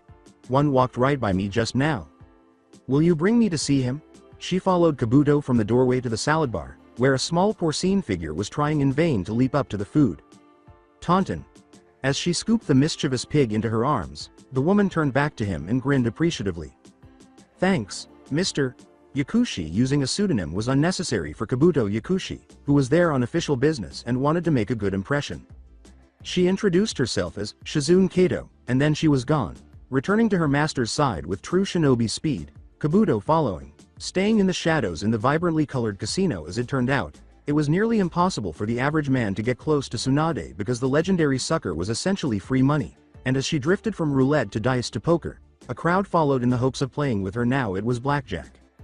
The dealer flipped over an 8, bringing her total to 22. Tsunade growled, threw her hand on the table, and stalked off, leaving her money behind. "Hit me," she said, looking at her cards, which showed a 4, a 2, and a 10. When she happened upon a slot machine, the crowd thinned enough for him to reach her, and Kabuto waited until she was in between spins before approaching, while Shizune sat on a nearby chair and watched wearily as Tsunade fed the one-armed bandit coin after coin. He told her, "Your former teammate sends his regards," and Tsunade tensed up. "You're a spy for Jiraiya? Or perhaps you're one of his jerks," she snorted. "Isn't their hair the same color?" Lightly, "Not that teammate," he said as they slid past a payout. Tsunade watched the rolling wheels and thought, "What does Orochimaru want with me?" Quietly, she inquired. "As troubling as it is, we feel that gaps in my study should be filled as soon as possible. Your services as a medic," Kabuto replied calmly. "There is a man in our organization who is dying of a disease I cannot identify or treat. In other words, we require you to act as Kimimaro doctor." Tsunade rolled the name around in her mouth and said, "Kimimaro, funny he is unknown to me. Does he have your master's Juinjutsu, or is he just one of those annoying shinobi?" Oh, if she could see Konoha now. Kabuto choked back a laugh. "That he is, my lady," he replied courteously. and I assure you that we will compensate you well for your work. Can you give her anything? Master has wealth, power, and indefinite leave from the third Hokage, Shizune remarked icily. Kabuto remarked nonchalantly, well, the third Hokage is dead, adding that you would need to return to renew that license even though Lord Aburame might not be as understanding of your position as your old sensei. Beyond that, however, Lord Orochimaru is giving he can provide you with this. Tsunade had no way of recognizing either of the two objects that Kabuto held up in his left hand. A vial of blood and a severed finger that had been pried from a battlefield long ago, and the blood that Orochimaru himself had wiped from a kunai nearly a lifetime earlier, both in preparation for this day. Is that what I believe those to be? She spoke haltingly, unwilling to accept Orochimaru's offer. Lord Orochimaru will return what you once had if you heal Kimimaro Kagaya. They are, the other medic affirmed. These are yours, and all we need is your healing expertise. Tsunade, lady. With her hand gripping Tsunade's collar, Shizune demanded, what is he saying? What are you can't really be thinking about this, can you? Tell me one thing, Yakushi, Tsunade said perilously, how did Sarutobi die at all? Kabuto responded blatantly, Kusanagi's edge, is that a yes? Tsunade kicked him in the chest in return, and Kabuto smashed backwards through two craps tables and another row of slot machines before sliding to a stop by a wall, though the pain smashed through his body. Kabuto was pleased because, although Tsunade's senju was known for being touchy, she couldn't resist the carrot the snake Sanin dangled in front of her. With grass-colored Haori emblazoned with "Gamble" billowing behind her, she stood up, and although civilians were nervously backing away from the possible fight, the casino's allure was too strong for them to completely run away. Shizune. With Tauntaun squalling in her arms, her apprentice leapt to attention and followed Tsunade after she barked. She came to a halt beside Kabuto and used some of her renowned strength to yank him to his feet. Let's go, she whispered achievement. Chiyo's frequent absences were boring, and Naruto was starting to miss sunlight. He worked with the puppets that were available, trying out new creations, and after a brief lesson on reticulated joints, he created a snake puppet that moved somewhat like a real snake, though his whimsical color scheme of bright orange with pink highlights was a little hard on the eye. There were hundreds of knives, swords, daggers, kunai, and other weapons lying around the workshop without hilts. Since puppeteers had to make their toys dangerous, they had to use things that were frequently impractical or impossible for humans to use: blades that protruded from the wrist, fireproof metal that was too brittle for anything other than novel anti-ninjutsu defense, and poison so deadly it could kill if inhaled were all options available to Naruto. Unfortunately, he was unable to use his new snake puppet because it required chakra threads, which meant chakra, which he didn't have much of at the time. He opened several drawers on the tables until he found one labeled Karambit, and the small knives inside looked like they were meant to be held in a closed fist, but they were all fang-shaped and wickedly sharp. Naruto gleefully grabbed two of them and started slowly filing them down to about half their original size. It turned out that the answer to the first question was curare, and the answer to the second was yes. He wondered what kind of poison to use, and if the fangs should be added so that they broke off in the target's skin. Perhaps she could have assigned the task of keeping Naruto busy to someone else, but only she possessed the respect required for the job, so she shuffled into the workshop, rubbing her eyes as she worked up the nerve to deal with him. Naruto called out, "Hey, Granny," bent over that piece of wood he called a puppet, laboriously trying to give it teeth. "I swear, I've never needed those," Chiyo laughed and said, "I've just kept them out of nostalgia. A man much older than I gave them to my brother and me when we were young. Naruto, you never cease to amaze me." Naruto announced, "This is Shutai," and flipped the snake onto its back, revealing the kanji for abomination in pink ink on its belly. The choice of color made Chiyo cringe inwardly. Abomination indeed, she thought. "This puppet won't work, Naruto," she explained. "Even though you made it well, a puppeteer won't be able to use it. The range of motion is too limited." "Oh, I see." Chiyo stared at the snake before accepting Naruto's challenge. She wrapped 5 chakra threads around the puppet's length, trapping and controlling its 6-foot body, and attempted to move it along the ground. But Shutai's gears pained her every time she moved her hand. She tried lifting the puppet off the ground and trying again, but it continued to refuse to move. "No, no, no, you're doing it incorrectly," Naruto moaned. "You must make it snake-like. You must move it like a snake because it's a snake thingy. Snake fashion. Just let me do it, please." Frustrated by her luck in selecting apprentices, Chiyo gestured him forward and grabbed his wrist, reminding Naruto of another puppeteer whose initial creations were stranger than she had anticipated. "You should have enough chakra for the typical 10 threads, but that might be too much," she said, examining the swirl printed there. I can release some of the pressure the seal puts on your chakra system. She said I don't want to have to pick you up, so stop if you start feeling lightheaded. She took a sponge and wiped a speck of ink off the seal. Chiyo gave Naruto a brief lesson on the fundamentals of making chakra threads, which he was thankful didn't require a lot of chakra control. Slowly, with beads of sweat forming on his forehead, Naruto pushed the glowing blue material through the tenketsu on his fingertips, and then they slowly wrapped around Shutai's body and reached into the joints. You must move it in this manner, you see, instead of using straight motions. Naruto moved the orange and pink puppet across the floor, then to himself, and then up his leg. The snake's body jerked back and forth, using friction to propel itself forward instead of the puppeteer's strength. Chiyo chose to lock her poison cabinet. The snake coiled around itself and raised its head, exposing metal fangs dripping with clear liquid. Well, she could understand why he did it. He had to find another way to do it since she had forgotten to mention that part of puppeteering. Grinning, Naruto discovered the snake encircling his own torso. You see? He uttered those words. I think you're ready to use daughter-in-law, Chiyo said, nodding thoughtfully. You improvise well, but now that you learn the tool, it's time to learn how to use it. Nearly as old as ninjutsu itself is the art of the puppet master. It has gained popularity in Suna as a fighting technique in recent years. I can teach you how to fight without getting hurt, how to attack from the shadows, and how to fight by proxy. A puppet master can fight with 10 times the strength if they are skilled enough. I guess I should warn you that this path holds risks. She sighed. Taijutsu and other facets of the ninja way of life are frequently overlooked by puppeteers. Avoiding the traps a typical ninja uses to kill a puppeteer opponent requires a sharp eye and flashes of genius. Compared to a kunai or shuriken, your weapons are more complex, more easily broken, and far less interchangeable. Naruto was more focused than she had ever seen him, and it was obvious that he was determined to learn puppetry. Chiyo questioned whether anyone had ever offered to teach him willingly, but she doubted it.